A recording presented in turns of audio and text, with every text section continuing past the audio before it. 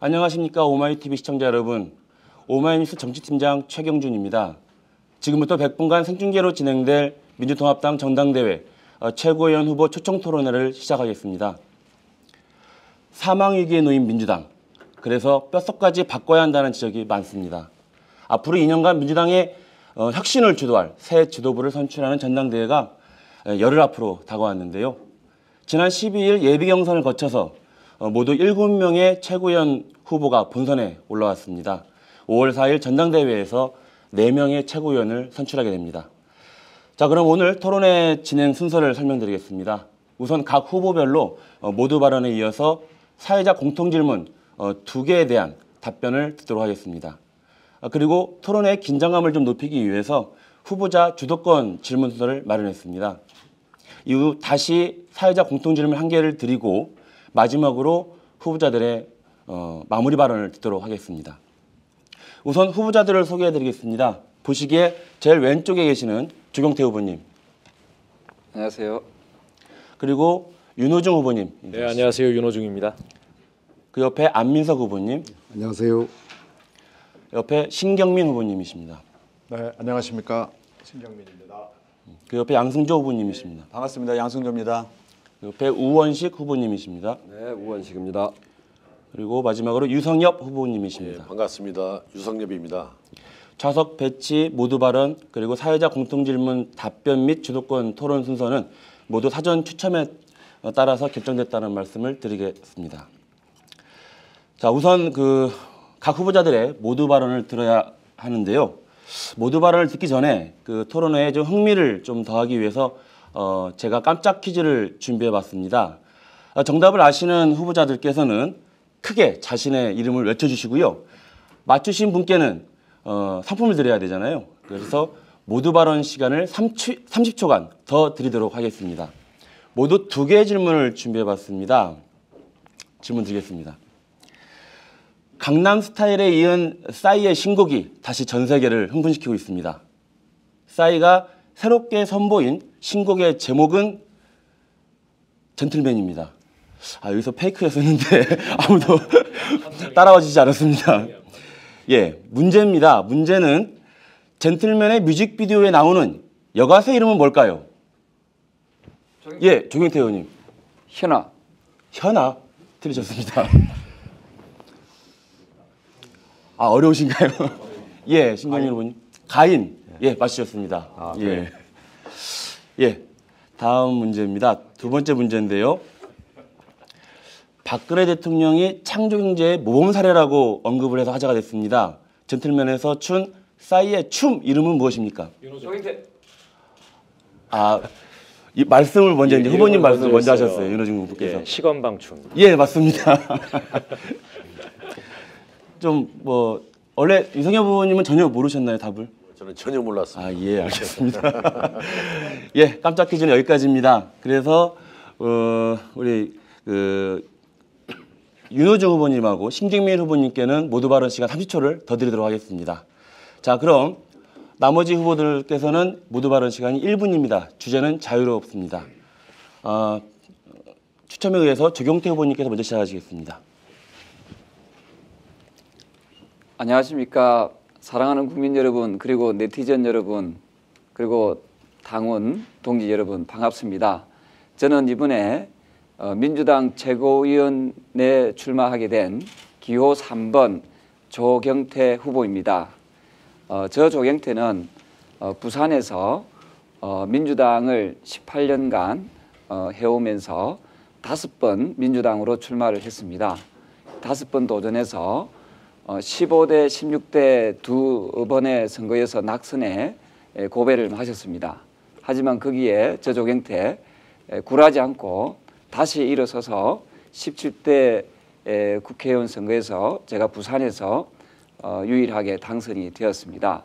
그 이후 18대, 19대 선거까지 연달아서 3선의 의원이 되었습니다. 저 조경태 지금 민주당이 위기 상황입니다만은 우리 당원 동지 여러분과 함께 민주당을 구해내는데 최선의 노력을 다하겠습니다. 고맙습니다. 예, 감사합니다. 다음은 윤호중 후보 말씀해 주십시오. 네, 안녕하십니까. 기호 2번 최고위원 후보 윤호중입니다. 먼저 당원 동지 여러분과 국민 여러분께 지난 대선 당시 사무총장을 맡았던 사람으로서 정권 교체에 대한 국민 여러분의 열망을 받들지 못한 데 대해서 진심으로 사죄드립니다. 그러나 그 책임을 느끼고 뒷전에만 물러서 있는 것이 책임을 다하는 것은 아니다라는 생각에서 출마를 결심하게 되었습니다. 이 지난 대선의 그 아픔과 상처를 뛰어넘어서 우리 민주당을 빨리 살려서 박근혜 정부의 잘못된 국정 운영을 바로 잡아야 될 임무 그 역시 우리 민주당에 있습니다. 우리 모두 다 같이 느끼고 있는 것은 정말로 당을 살리고 정치를 바꾸려면 우리 민주당이 혁신되어야 한다는 것입니다.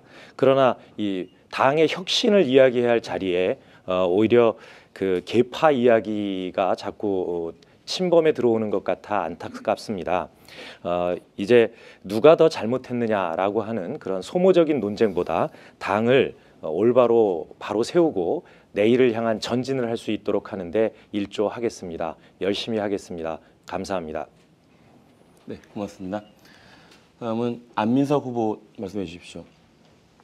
안녕하십니까. 택시모는 최고위원 후보 안민석입니다. 민주당이 위기라고 합니다. 위기인 것은 세 가지가 없기 때문입니다. 반성이 없습니다. 혁신이 없습니다. 그리고 비전이 없습니다. 이러한 위기의 민주당을 뼛속까지 바꾸겠다는 각오로 나왔습니다. 민주당을 뼛속까지 바꾸어서 반성을 하고 또 혁신을 하고 그리고 비전을 만드는 그런 민주당을 만들도록 하겠습니다.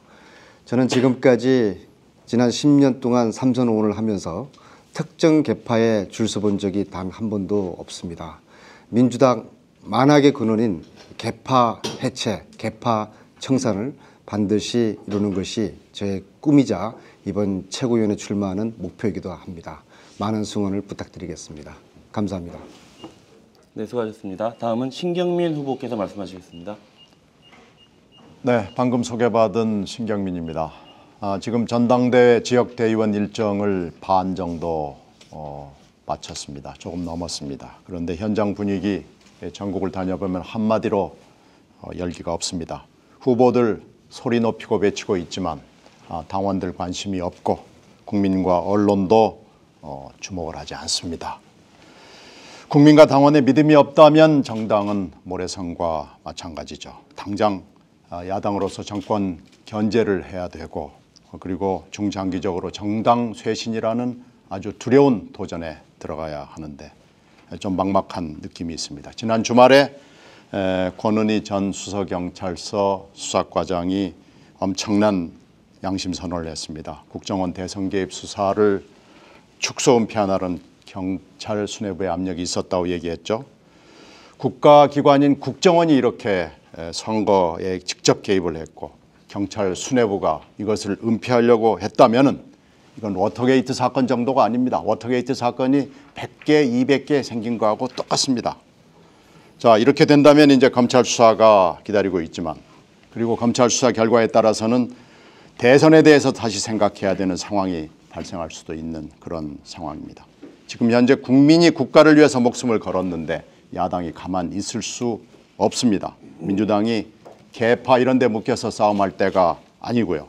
제대로 실력 갖춰서 국민의 힘이 되고 국민의 입이 돼야 하는 겁니다. 현재 민주당 역사의 책임을 지기 위해서 저희들 중에서 믿음을 줄 수 있는 사람이 누구냐에 따라서 누가 하느냐가 이제 중요합니다. 제가 한번 해보고자 합니다. 예, 그 보너스를 받으신 시간을 초과해서도 더 얘기를 하셨습니다. 예, 다음은 양승조 후보님께서 말씀해 주십시오. 네, 반갑습니다. 양승조입니다. 김대중 대통령은 DJP 연합으로, 노무현 대통령은 신행정 수도 공약으로 충청의 민심을 얻어 승리했습니다. 그러나 지난 두 번 대선에서 민주당은 충청의 민심을 얻는데 모두 실패했습니다. 결국 대선에서 패배했는데 이것은 결국 충청의 민심을 얻지 못한다면 제1당도 정권 교체도 불가능하다는 것입니다. 민주당이 집권하기 위해서 반드시 충청의 민심을 얻어야 합니다. 이것이 민주당 승리의 길이요 정권 교체의 길이라고 봅니다. 저 양승조 40.19 마라톤 풀코스를 8번이나 완주한 인내와 끈기로 새로운 민주당을 만들 사람입니다. 국가 균형 발전을 위해 사생 결단 20일간 삭발 단식한 강단을 가졌습니다. 기호 7번 민주당 외유내강 충남의 유일한 삼선 의원 저 양승조가 민주당의 새로운 변화의 바람을 몰고 오겠습니다. 고맙습니다. 예, 정확하게 시간 맞춰주셨습니다. 다음은 우원식 후보 말씀해 주십시오. 네, 2013년 위기의 민주당을 구할 준비된 4번 타자입니다. 우원식입니다. 민주당이 정말로 반성할 것이 많습니다. 지난 집권했던 10년 동안 저희는 국민의 아픔을 듣기보다는 계파를 만들어서 권력 다툼만 일삼았습니다. 안락한 의원회관 그 자리에 앉아서 길을 찾으려고 했고 고급 음식점에 가야 귀족 좋은 정치한다고 생각하는 그런 귀족 정치에 빠져 있었습니다. 저는 진주의료원에서 출마 선언을 했는데 홍준표 새누리당이 밉다고 정말 갈 데 없다고 하는 그 많은 환자들을 기억합니다. 그곳이 바로 우리들의 현장입니다. 현장에 가야 민생이 보입니다. 현장에 가면 민생이 보이고 민생이 바로 민주당의 가치와 노선이고 민주당이 새롭게 길을 찾아야 할 곳입니다. 최고위원회부터 현장에 가서 해야 됩니다. 중앙당에서 지역위원회까지 현장형으로 바꾸도록 그렇게 해나가겠습니다. 거기에서 민주당의 새로운 길을 찾겠습니다. 감사합니다. 다음 마지막으로 유성엽 후보님 말씀해 주십시오. 예, 전라북도 정읍에서 국회로 출퇴근하는 유성엽입니다. 민주당 지금 심각한 위기입니다.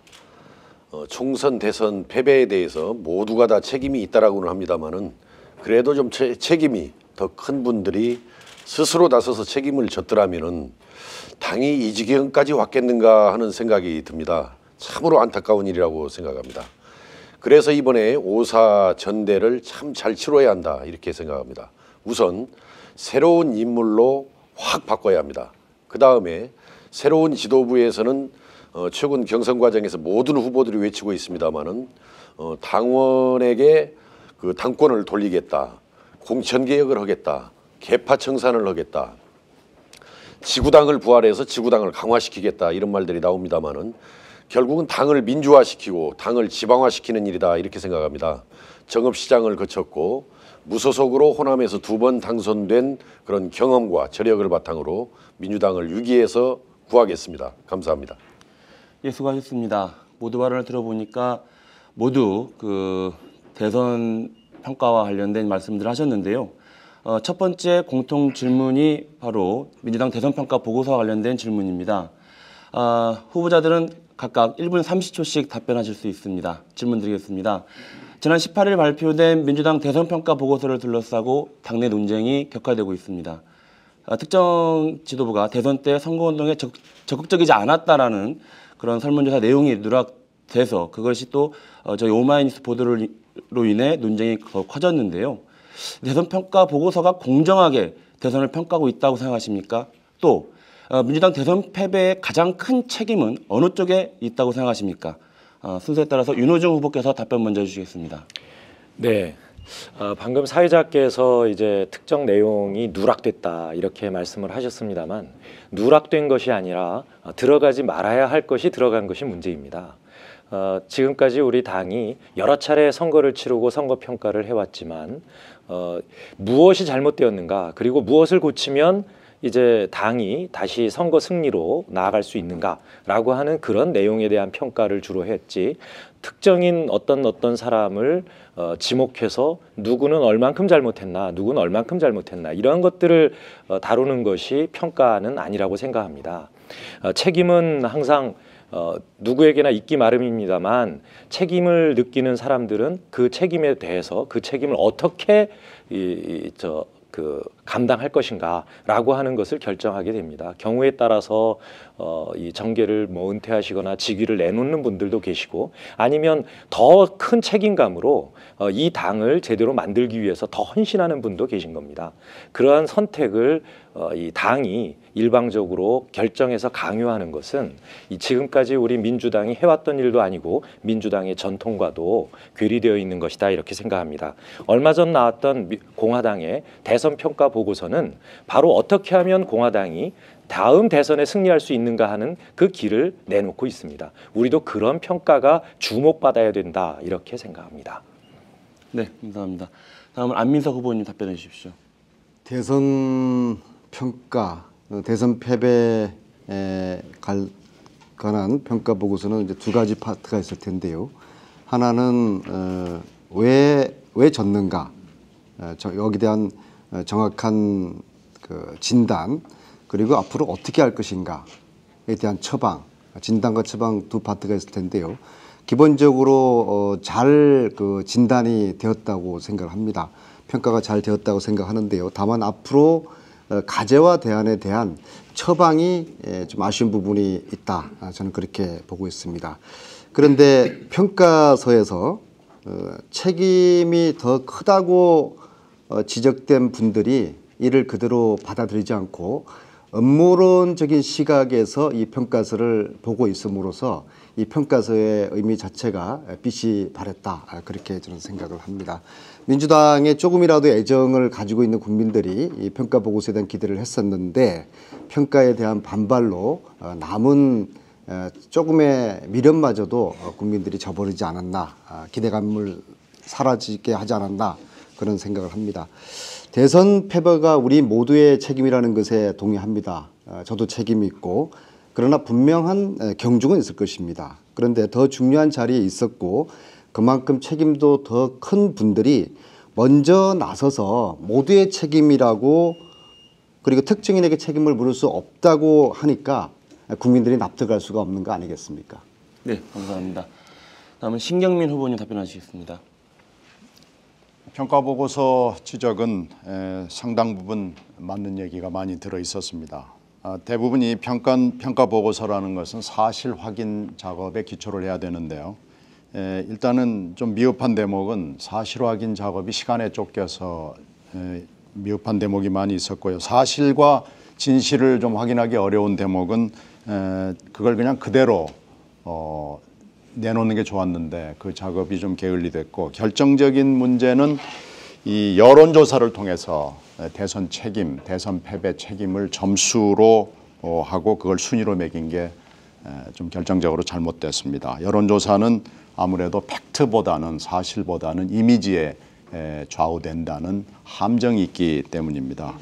그래서 이 만약에 그 부분에 대한 것만 좀 잘 됐더라면 전체적으로 좋은 인상을 줬지 않았겠느냐라는 생각이 들고요. 이번 대선에서 책임을 굳이 찾는다면 성장에 대한 비전도 제시를 못했고, 보편적 복지에 대한 현실적 제안도 저희들이 내놓지 못했습니다. 리더십이 없었고, 선거 운동이나 정책에서 모두 한탕주의가 지배를 했고요. 데이터도 없었고 과학적 분석을 하겠다는 노력 자체가 없었습니다. 그래서 이 투명하고 공정하고 합리적인 자세로 당을 운영하겠다는 자세가 없었다는 것이 이번에 결정적 잘못이었습니다. 네, 감사합니다. 다음 양승조 후보님 답변해 주시겠습니다. 예, 그 대선 패배에 대한 원인 규명과 평가는 냉정하고 철저하게 그리고 객관적으로 되어야 한다고 생각합니다. 예, 대선 평가 보고서에 대해서 다시 평가하는 것 자체가 저는 불필요한 논쟁을 야기하는 것이다라고 생각합니다. 예, 다만 평가에서 꼭 지적하고 싶은 게 대선 패배 책임자에 대해서 수치화해서 평가했는데 이는 잘못된 것이라고 생각합니다. 예, 평가서 내용처럼 대선 책임자에 대해서 순위와 점수까지 매겨서 공개한다면 차후 대선에 어떤 도움이 될지, 어떻게 대선을 치를지 의문입니다. 마찬가지로 대선 패배의 가장 큰 책임이 누구냐, 이런 논쟁도 이제는 접었으면 합니다. 우리 민주당 이제부터 희망을 이야기하고 수권 정당으로서 역량을 어떻게 키우고 갖추어 가는가를 진지하게 고민해야 된다고 생각합니다. 저는 민주당 경선 시 손학규 후보를 지지했고 이 본부장으로 일을 했습니다. 그러나 후보가 확정된 이후에 문재인 후보를 위해서 누구보다도 열심히 뛰었다고 자부합니다. 누가 뭐래도 1469만 표를 얻은 문재인 후보, 이 문재인 후보야말로 우리 민주당의 소중한 자산이자 가치라고 생각합니다. 영국 보수당은 대처와 메이저 총리를 통해서 18년간 집권했습니다. 그때 야당인 노동당이 왜 총선 패배 책임에만 몰두했다면 집권의 길이 열렸을까요? 저는 그런 점에서 이를 타산 지적으로 삼고 우리가 수권 정당의 길을 갖추는 것이 현재의 가장 중대한 과제라고 생각합니다. 네, 수고하셨습니다. 다음은 우원식 후보 말씀해 주시겠습니다. 네, 이 대선 평가 보고서는 냉철한 반성 속에서 혁신의 지점이 뭔지 이런 것들을 제시하고 있다는 점에서 의미가 있다 이렇게 생각합니다. 저는 대선 보고서의 핵심 내용은 민주당의 혁신 요구거든요. 그 부분은 이제 평가에 간사를 했던 그 김재용 의원께서 생활 밀착형 민생 정당 이렇게 개념을 지어서 이야기를 했더라고요. 이 생활 밀착형 민생 정당 그것은 제가 그동안 쭉 현장에 들어가서 고통받는 국민들 속에 있어야 한다. 우리가 잃어버린 것은 현장형 민주당이다. 국민의 삶을 잃어버렸다. 이렇게 쭉 지적을 해왔는데 그것과 다 있어서 그러니까 특히 의미가 있다 이렇게 보는데요. 앞에서도 지적이 있었습니다만 그럼에도 불구하고 이 책임에 관해서 순위와 수치로 한 것 선거를 하다 보면 성공할 때도 있고 또 실패할 때도 있고 그런데 실패할 때마다 이 수치를 매겨서 누가 더 책임 있고 누가 덜 책임 있고 이렇게 하면 누가 대선을 위해서 또 선거를 위해서 열심히 뛸 수 있을까? 우리를 너무 해치는 측면에서 보면 그런 점들은 매우 미흡했다 이렇게 생각합니다.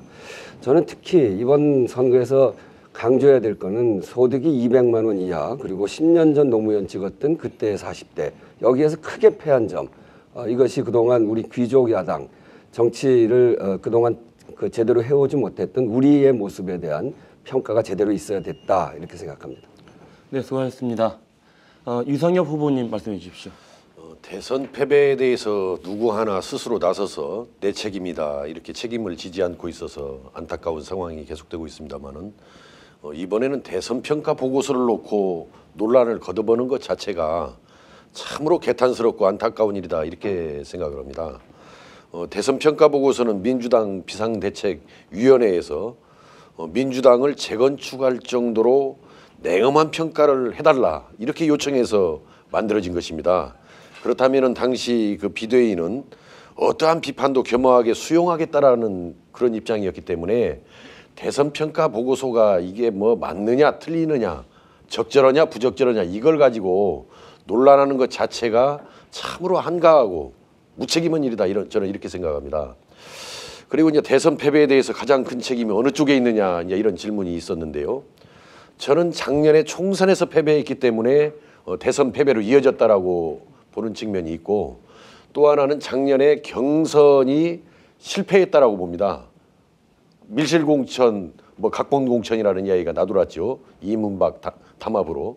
그래서 어떻든 그 총선 공천을 잘못해서 총선을 실패하게 한 분, 또 대선 경선 과정을 잘 못 이끌으신 분, 또 단일화 낙관론에 빠져가지고 단일화 이후에 대선을 정말 진지하고 적극적으로 잘 치르지 못한 분, 이런 분들이 우선 대선 책임이 크다 이렇게 말씀을 드립니다. 네, 감사합니다.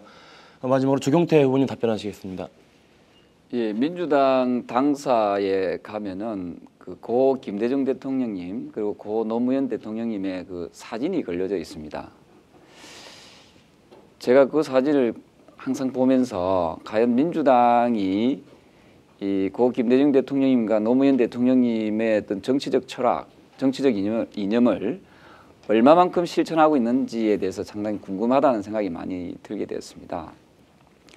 이 두 대통령님께서는 평생을 민주주의와 지역주의 극복을 위해서 싸워오시면서 투쟁해 오시면서 자신을 버렸습니다.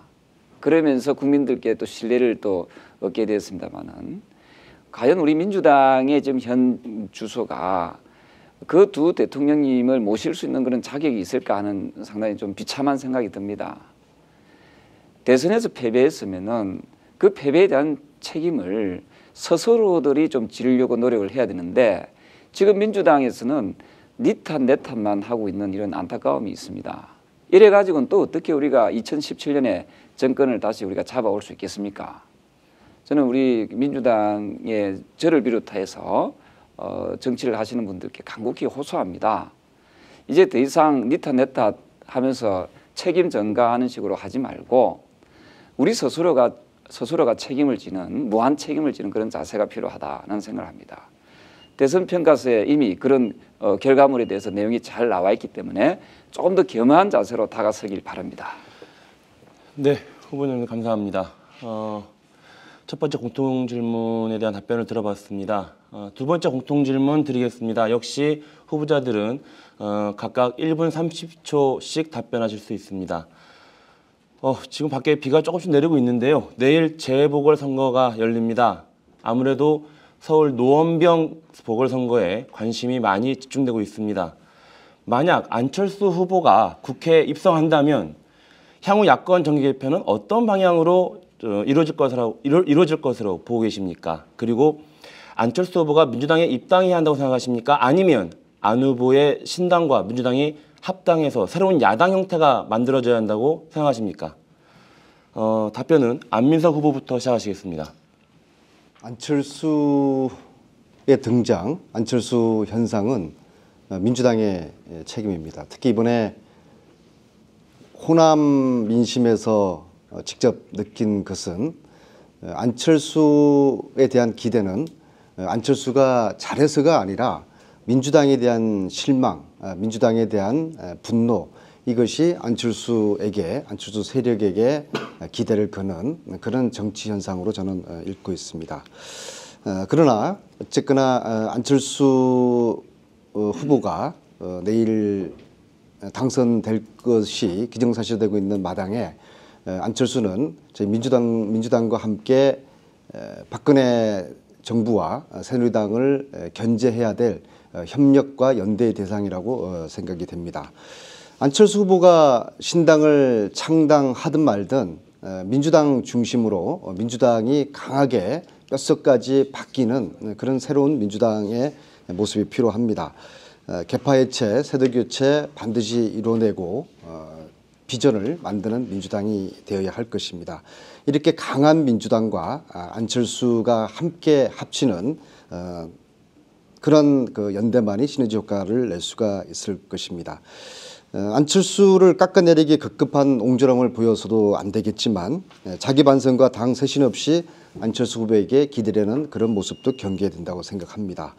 안철수가 함께할 수밖에 없는 민주당을 크게 혁신하는 그러한 노력이 필요하다고 생각합니다. 네, 감사합니다. 다음은 신경민 후보 답변해 주십시오.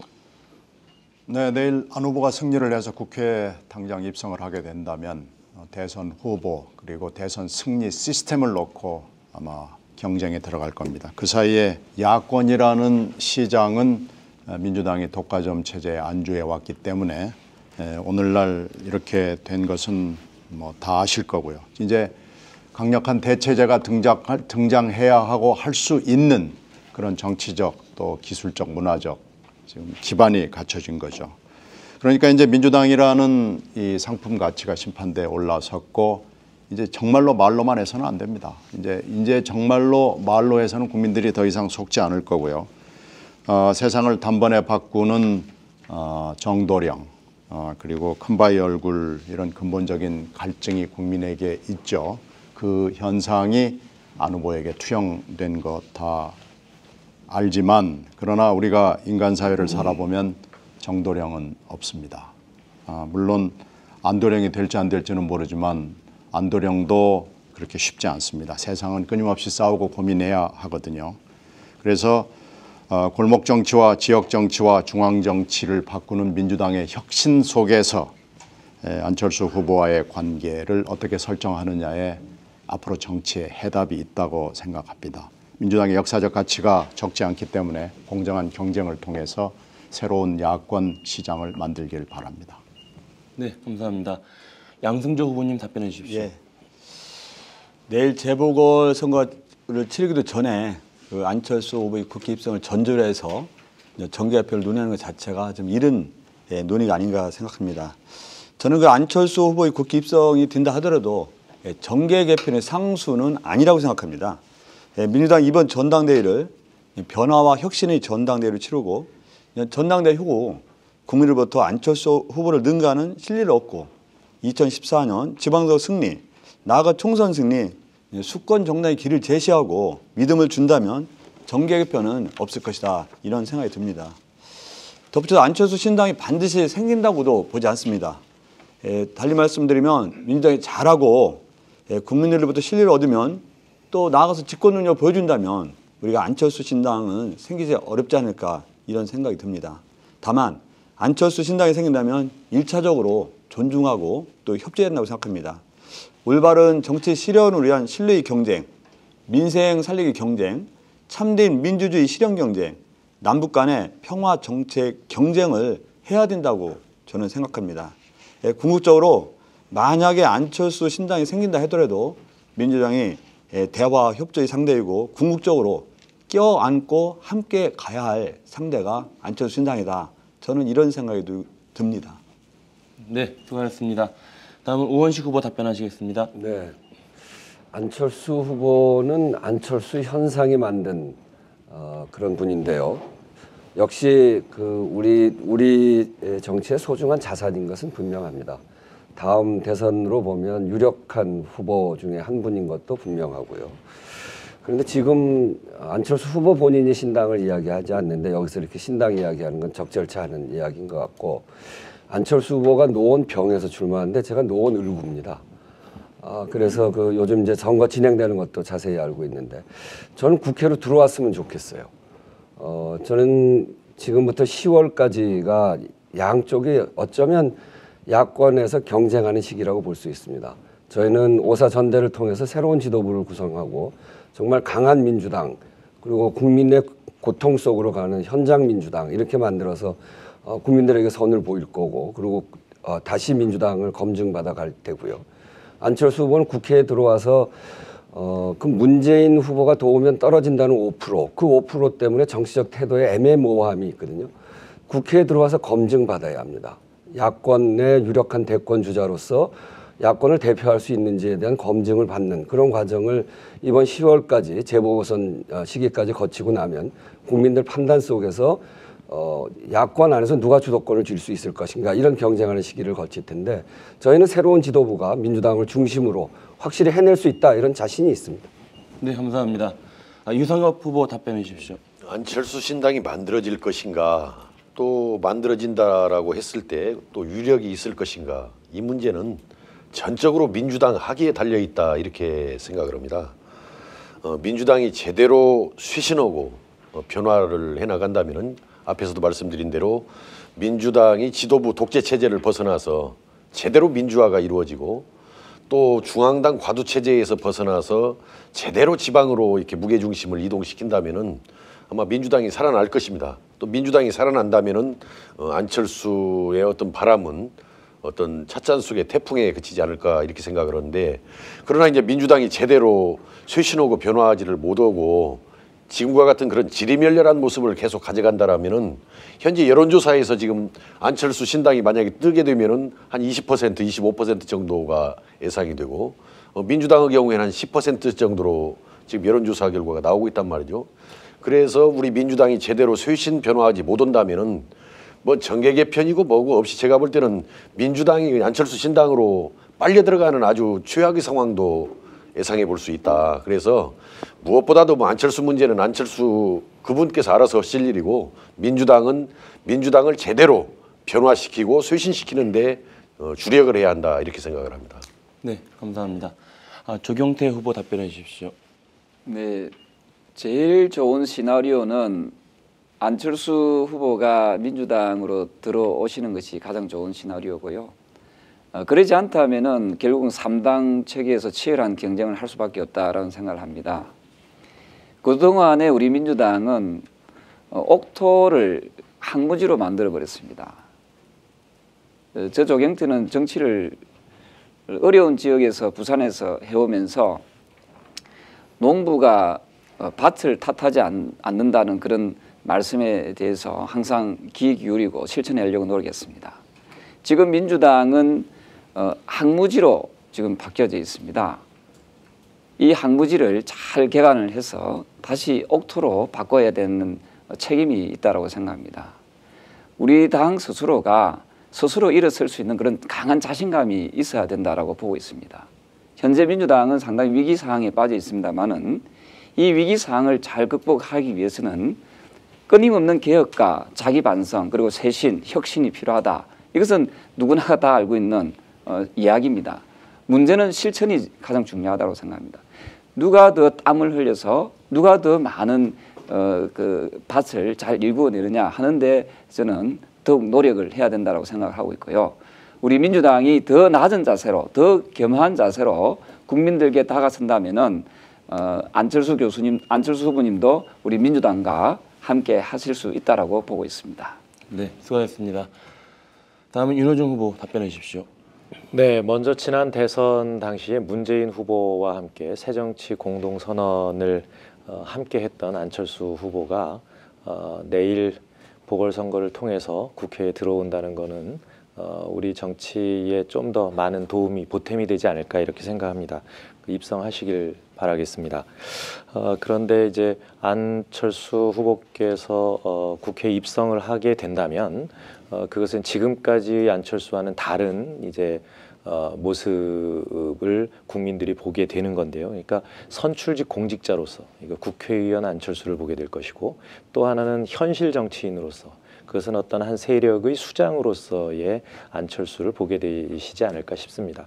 그것에 대해서 어떻게 안철수의 리더십이 나타나게 될지, 그것은 저희가 미루어 짐작해서 여기서 지금 뭐 이렇게 갈 거다 저렇게 갈 거다 이렇게 이야기하는 것은 별 의미가 없다고 봅니다. 다만 우리 당은, 저는 이 토론 오기 전에 이효 여사님을 모시고 김대중 대통령님 묘역에 참배를 하고 왔는데요. 김대중 대통령님과 노무현 대통령님 두 분의 10년간의 집권 경험을 가지고 있는 정당입니다. 이렇게 어떤 이 민주당의 역사와 가능성이 있는데, 이 민주당을 정말 안철수가 다른 당 만들 생각할 필요 없을 정도로 혁신하고 새로운 미래를 만들어가는 그 임무를 우리 이 자리에 있는 최고위원 후보들이 가지고 있다 이렇게 생각합니다. 네, 7분의 후보들 말씀을 들어봤습니다. 얼핏 들으면 이제 조금 비슷해 보이긴 하지만 자세히 들어보면 안철수 후보와 민주당에 대한 관계에 있어서 후보자들의 말씀은 좀 차이가 있는 것 같습니다. 그러나 공통된 부분은 어쨌든 민주당이 혁신을 해야 된다. 이 부분은 좀 공통적인 것 같고요. 사회적 공통 질문을 드렸을 때 답변을 들어보면 사실 좀 선별력을 갖기가 힘들어서 저희가 조금 뭐 토론의 긴장감도 높일 겸 해서 주도권 토론을 준비해봤습니다. 각 후보자는 7분 동안 이 자신의 주도로 토론을 진행합니다. 상대 후보에게 질문을 하고 답변을 요구할 수 있는데요. 주도권을 쥔 후보는 최소 2인 이상의 상대 후보를 지명해야 합니다. 그리고 질의응답을 진행한 뒤에 상대 후보에게 답변할 수 있는 시간 30초를 또 보장해 주셔야 됩니다. 사회자는 상대 후보의 답변이 길어지거나 질문 취지에 어긋나는 경우에는 답변을 제지할 수 있습니다. 순서에 따라서 신경민 후보부터 주도권 토론을 진행하시겠습니다. 먼저 상대 후보를 지정해 주십시오. 네. 먼저 우원식 후보에게 묻도록 하겠습니다. 지금 국정원 개입 사건 잘 아시잖아요. 네, 지금 폭로가 있었고요. 근데 국정원 개입 사건 하나만 해도 엄청난데 경찰이 수사를 진행하고 발표를 하면서 3차 대선 토론 직후, 그러니까 박근혜 후보가 만판으로 진 대선 토론이 끝난 직후에 일요일 밤 11시에 경찰이 보도자료만 가지고 분석 자료도 없이 했다는 이 경찰 수사의 내용이 있습니다. 그리고 또 최종 수사 결과도 있고요. 경찰 수사하고 국정원 개입 사건은 약간 좀 별개로 봐야 되지 않느냐라는 게 제 생각입니다. 이것이 만약에 이제 검찰이 수사에 들어갔기 때문에 어떻게 될지는 모르겠습니다만은 검찰을 우리가 어디까지 믿어야 될지도 잘 모르겠고요. 하여튼 지금까지 나온 것만 봐도 국정원과 경찰이 국법을 어겼고 국기를 문란했다는 느낌이 들고요. 만약에 이것이 대선 캠프와 연결이 된 것으로 조금이라도 드러난다면 이것은 엄중한 상황이 됩니다. 그런데 지금까지 저희들이 전당대회, 지역대의원대 반을 넘어서 지금 막판으로 가고 있는데 이 후보자들이 이 부분에 대해서 조용합니다. 저는 여러 차례 제 생각을 밝혔는데요. 후보의 생각이 어떠신지, 그리고 왜 후보들이 말씀을 안 하시는지 그 이유가 제가 좀 궁금합니다. 네. 오늘 그렇지 않아도 국회에서 의원총회가 이 국정원 사건 문제로 해서 의원총회를 열어서 저도 만사를 제치고 의원총회에 참석해서 함께 결의를 하고 그랬는데 이 국정원 사건, 그 오피스텔 사건, 그날 밤에 대선 직전에 있었던 오피스텔 사건 현장의 지휘부 역할을 제가 했습니다. 그래서 11명 새누리당으로부터 고발당한 고발 당사자이기도 하고요. 저는 이 사건은 지금 말씀하신 대로 국정원의 불법 선거 개입 문제도 하나 있지만 그 경찰이 은폐하고 이렇게 밤 늦은 시간에 갑작스럽게 발표한 것은 박근혜 대통령의 토론 실패와도 연결되어 있는 거 아닌가 하는 그런 의심을 가질 수밖에 없습니다. 권은희 수서서 수사과장이 여기에 또 은폐 지시가 있었다 이런 얘기까지를 그 양심선언을 하고 있기 때문에 저는 이거는 정말 국기를 흔드는 사건이고 이 문제는 반드시 해결해야 된다고 생각을 합니다. 지난번 정부조직 개편 협상 때 제가 수석 부대표로 협상 책임자로 나가서 정부조직 개편 한 덩어리 했고 또 다른 한 덩어리로 이런 부속 합의를 할 때 이 부분에 관해서는 검찰 조사 직후 국정원 국정조사를 한다 이렇게 여야 간의 합의를 이끌어내서 검찰이 어디까지 조사할지는 모르겠습니다만 알겠습니다. 조사가 끝나면 바로 국정조사로 들어갈 수 있도록 그렇게 해놨습니다. 그러면 내리 삼선하신 양승조 후보에게 이것과 관련해서 다시 묻겠습니다. 10년 동안 민주정부가 했다고 그러는데 경찰과 국정원이 지금 하는 걸 보면은요. 도로 그리로 간 건지 잘 모르겠습니다만 하나도 변하지 않았다라는 생각이 들고요.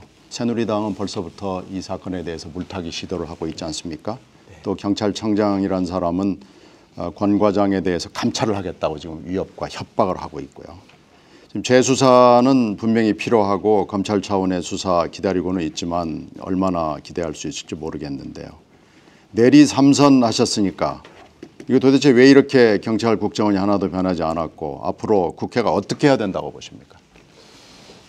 예, 그 지난 그 민주당 10년 집권 동안 국정원의 정치 불개입, 어떤 경찰의 정치 중립성 이런 게 사실 이명박 정부 5년 동안 역사를 완전히 거꾸로 뒤돌린 것이죠.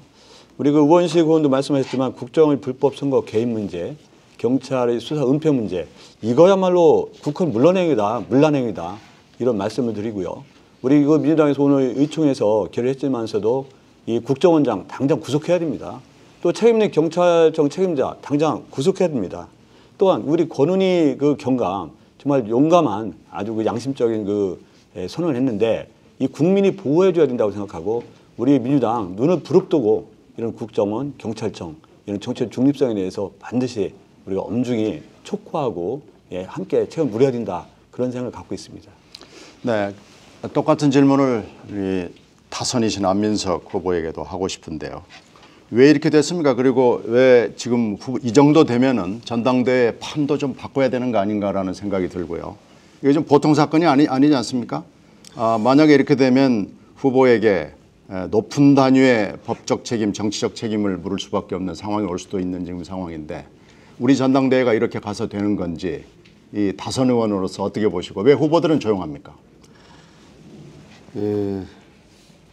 검찰이 이전과는 달리 적극적으로 수사에 또 진지하게 수사에 지금 착수하고 있다는 그런 저는 느낌을 받고 있고요. 검찰의 수사가 제대로 되는지 일단 지켜볼 필요가 있다고 생각을 합니다. 그리고 만약에 검찰의 수사가 미진하면은 반드시 특검을 실시를 해야 된다고 보고요.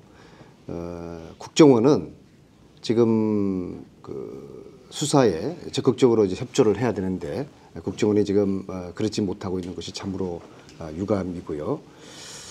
저는 이 사건의 본질은 신구 정권, MB 정권과 박정희 정권 간의 갈등으로부터 지금 나오지 않았나 이제 그런 생각을 하면서 일단 검찰의 여느 때와는 적극적인 검찰의 수사 결과를 저는 지켜보고 있습니다. 알겠습니다. 그러면 마지막으로 윤 후보에게 지금 후보들은 어떻게 해야 된다고 생각하시는지. 네, 저는 그 여러 차례 언론 인터뷰에서 이 문제에 대해서 바로 그 검찰 수사 결과에 따라서 특검제 도입과 그다음에 국회의 국정조사가 필요하다 이렇게 이야기를 해왔습니다. 이 검찰에 대해서 지금 우리 의원들이 뭐 법사위를 소집한다든가 아니면은 검찰을 방문한다든가 뭐 이렇게 해서 철저한 수사를 요청해야 된다고 보고 우리 후보들도 같은 심정으로 가야 된다 이렇게 생각합니다. 네, 고맙습니다. 네, 수고하셨습니다. 다음은 양승조 후보께서 주도권 토론을 진행해 주시겠습니다. 먼저 유성여 후보님께 질의드리겠습니다. 저는 그럼 오늘 오전에 이번 전당대회를 민생, 평화, 희망의 전당대회로 성공시키자는 기자회견을 했습니다. 특히 5월 전당대회를 성공적으로 마친 이후에 새로 구성된 지도부의 첫 번째 최고위원회를 남북 출입국 관리소에서 개최할 것을 제안드렸습니다. 김대중 노무현 두 분 대통령님이 민주정부 10년 동안 애써 쌓은 한반도 평화와 대화의 분위기가 속절없이 무너지고 있습니다. 남북관계가 최악의 상황으로 악화되고 있습니다. 이명박 정부의 대결적 정책과 북한의 완고한 대응, 그리고 대화가 실종되고 교류가 단절되었습니다. 박근혜 정부도 핵실험, 미사일 발사 실험에 대해서 적절한 대응을 하지 못하고 있습니다. 더구나 남북평화의 상징인 개성공단마저 중단되고 말았습니다. 달리 말씀드리면 민주당이 제시해왔던 한반도 평화의 비전이 사라지고 있습니다. 남북 간 군사적 충돌 가능성을 제거하고 평화적인 조업을 위한 서해평화협력지대 건설, 우리 철도와 유라시아 대륙횡단 철도를 직접 연결하는 대륙경제 건설 등 여러 가지 남북이 상생하는 비전이 점점 멀어지고 있습니다. 이제 우리 민주당이 나서야 될 때라고 생각합니다. 남북 간의 대결과 단절을 극복하고 대화, 교류를 재건해야 합니다. 아무리 좋은 전쟁도 가장 나쁜 평화보다 못하다는 말이 있습니다. 따라서 박근혜 대통령께도 진심으로 촉구합니다. 대화를 시작하십시오. 그런 의미에서 후보님, 새 지도부의 첫 번째 최고위원회를 남북 출입국 관리사무소에서 열 것을 제안드렸는데 이에 대해서 어떻게 생각하시는지 말씀해 주시고요. 한반도 평화를 위한 후보님의 비전이 있다면 함께 말씀해 주십시오. 예, 그 첫 지도부 회의를 그 남북 출입국 관리사무소에서 하자 이런 부분은 정말 그 최근의 그 위중한 남북 관계 상황을 봤을 때 아주 그 적절한 그 제안이라고 생각합니다. 그 점에 대해서는 뭐 저도 100% 동의를 한다는 말씀을 드리면서 어떻든 우리 남북 관계가 이렇게 잘못된 과정에서 보면은 그 이명박 정부의 대북 정책 잘못해서 비롯됐다고 보거든요. 핵 문제가 해결되지 않으면은 아무런 대화하고 교류고 협력이 없다라고 딱 문을 걷어달고 이렇게 가다 보니까 오히려 핵 능력은 더 커지면서 3차 핵실험까지 핵 능력은 커지면서 남북 관계는 꽁꽁 얼어붙을 대로 얼어붙어 가지고 지금 현재 이런 상황까지 박근혜 정부까지 이어져 오고 있는데 저는 어떻든 그 대화의 물꼬를 터야 한다는 부분에 대해서 동의를 하고요. 대화의 물꼬를 트기 위한 저는 좀 특사 파견이 하나 있었으면 좋겠다. 그래서 좀 뭔가 대화가 먼저 벌어져야 된다. 그러면서 신뢰를 좀 쌓아가면서 이제 공식적인 대화와 협력의 분위기로 이렇게 가져야 하기 때문에 우선 뭐 가장 무엇보다도 그 남북 출입국 관리사무소에서 그 첫 지도부 회의를 열어서 우리 민주당이 남북 문제에 대한 어떤 주도권을 가지고 나가자라는 것은 대단히 적절한 제안이다 이렇게 생각합니다. 저도 뭐 그렇게 하도록 협조하겠습니다. 예, 유성여 후보님 말씀처럼 이런 한반도의 중체단 위기 상황에서 대북 특사 내지 상부의 중재를 통해서라도 남북의 대화가 재개되길 희망하고 두 번째 질문을 윤호중 후보님께 질의드리겠습니다. 홍준표 경남도지사는 진주의료원의 방만 경영과 적자 누적을 이유해서 또한 강성노조 해방구라는 것을 이유해서 폐업 관련 조례안 날치기 통과와 함께 진주의 폐업을 강행하고 있습니다. 진주의료원에서 쫓겨난 환자가 5명이나 사망했다는 보도가 있습니다. 병원을 옮긴 것이 환자 사망에 직접적인 영향을 미쳤는지 대해서는 논란이 있지만 5명의 환자가 모두 중증 환자였고 중증 환자를 이송한다는 것 자체가 환자 상태에 부정적인 영향을 미칠 수 있다는 점은 분명한 사실입니다. 후보님도 잘 아시겠지만 진주의료원은 1910년 개원해서 103년간 빈곤층을 위해 공공의료를 실천해왔습니다. 특히 민간 병원이 참여하지 않은 영역에서 국민의 공공의료 복지 서비스를 위해 그 누구보다도 노력해왔다는 점을 잘 알고 계시라고 생각합니다. 민간 영리병원이 가장 활성화를 띠고 있는 미국만 해도 공공의료 비중이 병상수 기준으로 24.9%에 달합니다. 그러나 대한민국 경우 2010년 기준 공공의료기관의 비율은 병상수 기준으로 10% 정도, 의료기관 기준은 비율은 5.8%에 불과합니다. 이러면서 볼 때 우리 저소득층에 대한 보건의료 서비스 향상과 급격한 국민 의료비 증가에 대응하려면 공공보건의료 비중을 최소한 병상수 기준으로 30% 이상 확충돼야 된다, 이런 생각을 갖고 있습니다. 후보님께서는 공공의료기관인 진조의료원 폐업에 대한 입장을 말씀해 주시고요. 나아가서 공공의료기관을 확대해야 된다, 저희 주장에 대한 견해를 말씀해 주시기를 부탁드리겠습니다. 네, 먼저 그 홍준표 경남지사의 진주의료원 폐업 강행, 대단히 잘못된 것입니다. 그야말로 지난 대선에서 박근혜 이 후보가 이를테면 복지국가 뭐 이런 또는 이제 의료비 부담을 줄이겠다, 5대 중증 치료비 전액 부담, 이런 일종의 어떤 공공의료 서비스를 강화하는 방향의 그런 공약을 내놨음에도 불구하고 실제로 새누리당의 이 주요 지역을 담당하고 있는 홍준표 지사가 진주의료원, 지금 이제 양승조 후보께서 말씀하신 것처럼 진주의료원은 그동안 이 저소득층에 대한 의료 서비스를 제공해온 공공의료기관입니다. 그러니까 민간 의료기관은 영리에 의해서 운영이 될 수 있지만 그것이 아니고 공공의료기관은 수익성이 떨어진다고 하더라도 의료 서비스의 질과 수준을 유지하기 위해서 이 의료복지기관으로서 유지가 되어야 되는 것입니다. 특히 우리나라에 있어서는 공공의료의 비중이 아직까지도 상대적으로 낮은 수준에 있기 때문에 그것을 더욱더 확대해야 할 그런 시점에, 또 그리고 그것을 확대하겠다는 공약을 해놓은 이 정부에 들어서서 첫 공공의료 정책으로 현실화된 것이 공공의료기관의 폐업이었다라고 하는 것에서 매우 상징적입니다. 홍준표 지사는 당장 이 진주의료원에 대한 폐업 방침을 철회해야 합니다. 그리고 그것으로부터 벌어진 이 진주의료원 입원 환자들의 입힌 피해, 여기에 대해서 보상하고 사과해야 된다. 그리고 더 나아가서 지금 말씀하신 것처럼 공공의료 서비스의 확대를 위해서 이 정부는 더욱 앞장서야 된다, 이렇게 말씀드릴 수 있겠습니다. 네, 수고하셨습니다. 예, 다음은 우원식 후보 주도권 토론해 주십시오. 우리 양승조 후보에게 좀 섭섭한데요. 진주의료원을 2013년 민주당의 현장이다.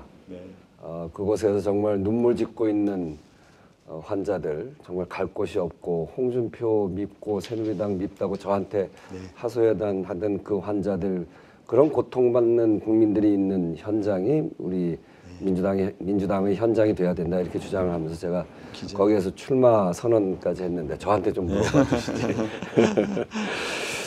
신경민 후보께 좀 묻겠습니다.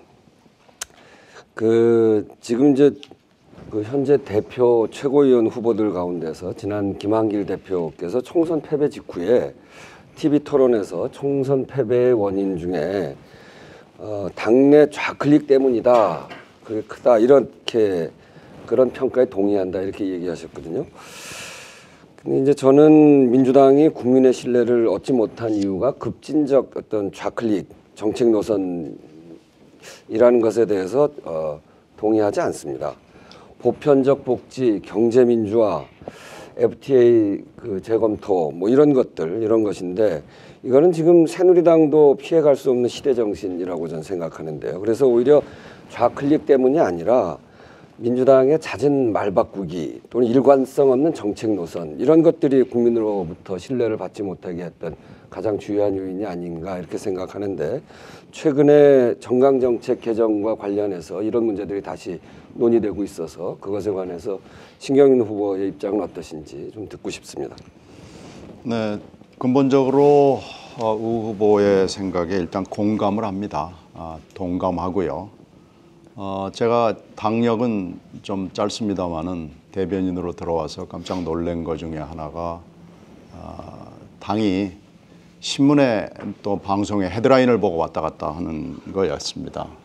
그날 보도에 따라서 당이 큰 방침을 결정하는 걸 보고 제가 언론계 생활을 오래 한 걸로 봐서 언론계에 대해서 제가 굉장히 비판적이었거든요. 근데 당이 권력을 결정하고 정책을 결정하는 당이 언론을 따라간다는 건 좀 맞지 않다고 생각해서 왔다 갔다가 문제였던 것 같습니다. 그리고 어떤 정책에 따라서는 약간 보수적인 정책을 취할 수도 있고 약간 진보적인 정책을 취할 수도 있고 그런 것은 그건 왔다 갔다가 아니고요. 한 정책을 택했으면 그걸 좀 신중하게 결정을 한 기조 위에서 쭉 몰고 갔으면 하는 게 제 생각이었습니다. 네. 예, 잘 알겠고요. 저는 이제 이번에 정강 정책을 개정하면서 한반도 평화를 위해서 비핵화 노력 그리고 책임 있는 정당으로서 북한 인권에 대한 관심 이런 것들은 그동안 우리에게 부족한 점을 메꾼다는 측면에서 긍정적인 측면이 있다고 생각합니다. 기본적으로 저는 이 당의 노선과 관련해서 지난번에도 한번 말씀드렸는데 허생전에 허생이 북벌 가는 장수들에게 전쟁 가는 장수들이 상투 틀고 도포자락을 이렇게 크게 날리면서 그렇게 해서 어떻게 전쟁을 하겠냐 그거 자르자 이렇게 제안을 하는 걸 보고 이거는 실용이지만 굉장한 개혁이다. 전쟁을 갔다 온 허생이 먹고 살기가 공공하니까 돈을 빌려서 말총을 매점매석을 해서 큰 돈을 법니다. 이거는 실용을 이야기하는 거지만 반개혁입니다. 그래서 우리가 경계할 것은 실용을 빙자한 반개혁이지 이것을 이렇게 뭐 우경화, 좌경화 이렇게 논의하는 건 저는 옳지 않다고 생각하는데 이번 정강정책 개정에 대해서 구체적으로 지난번에 있었던 정강정책 중에 국민기초생활보장 수급자 확대나 건강보험 보장률 OECD 평균 수준 이상으로 높이고 공공의료시설을 30%대 수준으로 확대하는 그리고 여성, 아동, 청소년, 청년, 노인, 장애인 복지 등 영역별 사회복지 서비스 체계를 안정화하는 이게 아주 구체화되어 있었던 우리들의 공약 이런 것들을 굉장히 두루뭉술하게 표현을 하고 있거든요. 그래서 저는 과거 공약에 대해서 이거를 부정하고 민주당의 반성과 성찰을 부정하면서 시대정신에 역행하고 있는 거 아닌가 하는 우려가 굉장히 큰데 그 점에 대해서 유정엽 후보께서는 어떻게 생각하시는지. 어떻든 우리가 그 최선을 다해서 그 문제들을 저는 뭐 극복을 해 나가는 것이 필요한 일이다 이렇게 생각을 합니다. 네. 하여튼 뭐 저는 이번 정강정책 논의하는 과정에 이렇게 좌클릭, 우클릭 이렇게 이야기하는 관점은 옳지 않다 이렇게 생각하면서 저는 이 정강정책 평가가 또 새롭게 만들어지는 정강정책이 우리의 공약을 후퇴시키고 또는 왔다 갔다 하는 그런 모습으로 보여지지 않도록 됐으면 좋겠다 하는 생각을 가지면서 그 질문 그런 정도로 하고요. 양승조 후보께 묻겠습니다. 저는 우리 당이 정말 극복해야 될 문제가 귀족화된 야당의 모습이라고 생각합니다. 대선 패배에 여러 원인이 있습니다만 그중에서 저는 가장 중요하게 보는 게 대선 끝나고 대선 패배 원인을 보니까 우리가 중산층 서민을 그렇게 이야기하고 사람이 먼저다 이런 얘기를 그렇게 많이 했는데 소득 200만 원 이하에서 패했고 10년 전 우리를 찍었던 40대 지금 50대에서 크게 패했습니다. 50대라고 하는 게 굉장히 지금 어려운 조건에 있는 분들이거든요. 근데 이렇게 패한 걸 보면서 우리가 집권했던 기간 동안에 국민을 바라보지 않고 국민의 고통과 함께하지 않고 고급 음식점에 앉아야 뭐 정치하는 것처럼 또는 어디 현장에 찾아가고 어려운 데 찾아가면 초선 애들이나 하는 거 이런 당내 풍토, 기풍 이런 것들이 좀 큰 문제다 이렇게 생각하면서 현장형 민주당으로 다시 가야 된다 이렇게 생각하는데 그 부분에 대해서 우리 양승조 후보의 소견을 좀 밝혀주시기 바랍니다. 저는 우원식 후보님 지적, 개종 야당 또 현장 함께 해야 된다. 이 문제도 99%가 아니라 100% 동의합니다. 늘 서민과 중산층과 함께하는 정당을 민주당이 펴고있는데 이런 현장을 잃고 어떤 서민과 중산층으로부터 외면을 받는 것은 커다란 문제점이 있다고 보여지고요. 다만 말씀드리고자 싶은 것은 이번 그 대선에서 분명하게 우리가 200만 원 이하 저소득층으로부터 외면을 받았습니다. 다만 지난 총선이라든가 재보선거 볼 때는 우리가 200만 원 이하 저소득층으로부터 더 많은 지지를 받았거든요. 그래서 이번 대선에서 받은 게 일반화할 것인지 이 문제에 대해 우리가 더 분석을 해야 되지 않겠냐 이런 생각을 갖고 있습니다. 네, 잘 알겠습니다. 네. 네, 수고하셨습니다. 세 분의 후보들의 주도권 토론을 좀 들어봤는데요. 일단 드는 생각은 좀 본인의 말씀이 너무 길다 보니까 상대 후보의 의견을 듣는 시간이 좀 적지 않았을까 생각이 들고요. 또 하나는 조금 전처럼 상대 후보를 먼저 지명을 해주시고 질문을 해주시는 게 상대 후보가 답변을 준비할 수 있는 시간을 드릴 수 있는 것이 아닐까 생각이 듭니다. 자, 다음은 유성엽 후보의 주도권 토론을 이어가겠습니다. 윤호중 후보님, 우원식 후보님 순으로 질의를 드리겠습니다. 오늘 주간 보도에 보니까 지난 대선 때 대선 자금 검증단에서 비대위에 보고한 내용이 보도가 됐어요. 일부 인사가 대선 때 업체 선정을 좌지우지했다. 입찰에도 참여 안 한 회사에 인터넷 광고를 맡겼다. 이런 내용들이 오늘 보도가 됐는데요. 먼저 선대위 고문을 맡고 있고 문재인 전 후보의 고교 선배인 CC 관련해서 TV 신문 광고 대행업체 선정을 그분이 주도를 했다. 결국 M사가 결정이 됐는데 M사에서는 당초 20억 원을 요구했다라고 그래요. 그런데 다른 업체에서는 2억 9천만 원 정도만 요구했는데 결국은 이 M사에 대해서도 좀 깎기는 했지만 5억 5천만 원이라고 더 좀 많은 돈을 지급을 했다. 이런 내용이 보도가 돼 있고 또 선대위 L단장 관련해서도 이런 내용이 나옵니다. 인터넷 광고 대행업체로 선정된 시사는 입찰에도 참여하지 않는 영세 하도급 업체였는데 선대위 L단장이 대상업체에 포함을 시켜라. 이렇게 해서 포함이 됐다라는 거예요. 또 하나 선거운동 점퍼에 관련해서도 당초 녹색으로 지침이 정해져서 입찰이 진행 중이었는데 L단장이 그걸 보류해라.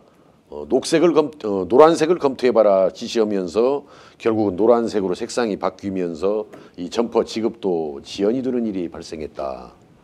저도 늦게 받았으니까 그거 이유를 이제서 좀 알 것 같습니다. 그다음에 유세차 업체 선정 과정에서도 스피커와 마이크 성능이 매우 좋지 않았고 적기에 유세차가 배정되지 않았다. 또 새누리당에 비해서 한 대당 비용이 높게 책정이 됐고 업체 폭리 취득으로 이어졌다. 이런 지적이 또 나오고 있고요.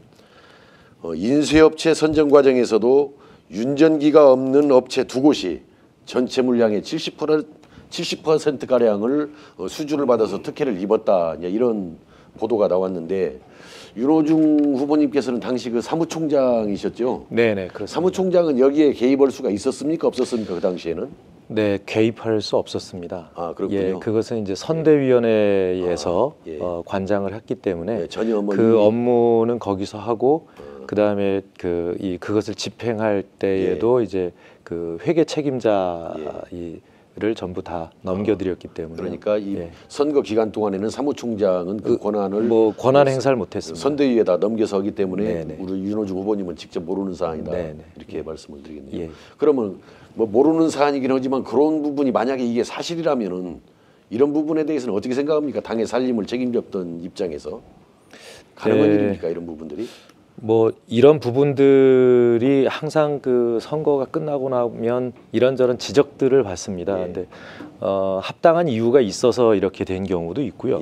근데 그렇지 않고 합당한 이유 없이 어떤 이 잘못된 판단이나 이런 것에 의해서 그렇게 되는 경우도 있는데 과거에 제가 이 총장으로서 당무를 집행할 때에는 이런 사안이 있으면 관련된 당직자를 엄중 징계하기도 했습니다. 예, 알겠습니다. 저도 이제 정읍시장을 했던 책임을 져봤던 입장에서 보면은 정말 이런 부분이 만약에 사실이라면은 이건 정말 공당으로서는 있을 수 없는 수준 이하의 정말 일이다. 이렇게 개탄스러운 일이다. 이렇게 말씀을 드리면서 우원식 후보님께 말씀을 드리겠습니다. 우 후보님께서는 그 당시 총무본부장을 맡으셨단 말씀이죠. 어떻게 이게 지금 아까 제가 걸어놓고 지적은 사실들이 맞습니까? 어떻습니까? 글쎄 이제 오늘 아침에 저도 신문을 보고 일단 이제 거기에 선정하고 하는 거 그건 대부분 소통 1본부 그러니까 무슨 광고 소통 1본부가 그런 역할을 했거든요. 무슨 홍보와 관련된 그러니까 거기에서 소통 1본부는 총무본부 산하에 있는 것이죠? 아니요. 그건 이제 따로 있습니다. 따로. 총무본부 있고 소통본부, 소통 1본부, 소통 2본부.